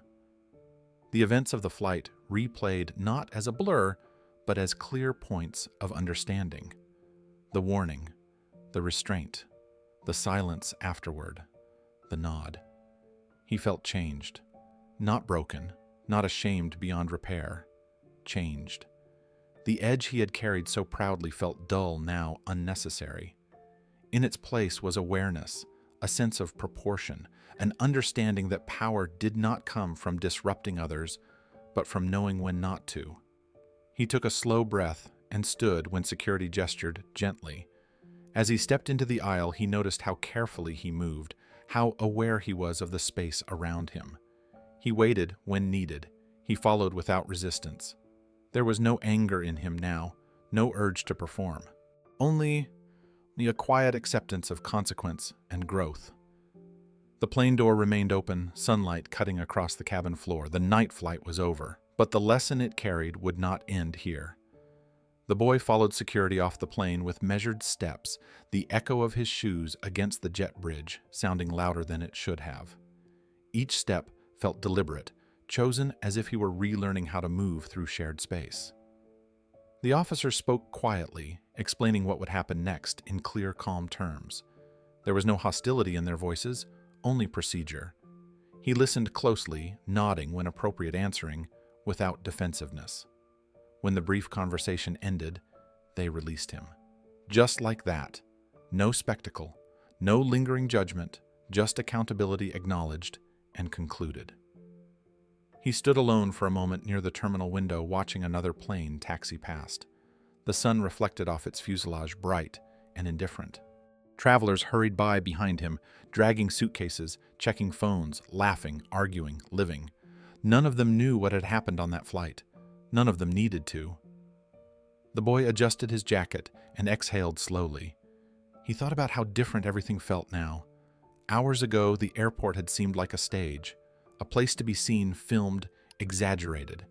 Now it felt like a system, one that worked only when people respected each other's boundaries. Lines, signals, timing, quiet cooperation.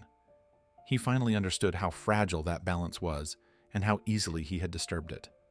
He walked toward baggage claim. Posture changed, steps steady. The phone in his pocket felt heavier than before, not because of notifications, but because of what it represented. He did not take it out. He did not feel the need to explain the night to anyone. Some things, maningzi, were meant to stay private, internal, shaping behavior rather than stories. Elsewhere in the terminal, Keanu had already blended into the crowd. He moved through the morning light without pause, guitar case in hand, eyes forward. The city beyond the glass waited alive with noise and obligation. He stepped into it easily, carrying nothing from the flight except the quiet certainty that peace once restored should be left undisturbed. He did not wonder what would happen to the boy next. That chapter was no longer his. Back inside, the boy paused at the edge of the moving crowd and then joined it. He noticed how his instincts had changed. He slowed when others slowed. He gave space without thinking. He waited instead of pushing. Small choices barely noticeable, but real. He remembered the calm on Keanu's face, the absence of anger, the clarity of restraint. That memory settled into him not as fear, but as a standard, something to measure himself against going forward. The airport noise swelled around him loud and chaotic, yet it no longer pulled at him the way it once had. Inside, something stayed quiet and firm. He knew he would remember this flight for a long time. Not because of embarrassment, not because of consequence, but because it was the first time someone had shown him without cruelty or performance that real strength does not dominate. It steadies. He squared his shoulders and kept walking, understanding now that some lessons do not fade when the noise returns. They echo softly, guiding choices long after the moment has passed, shaping who you become when no one is watching.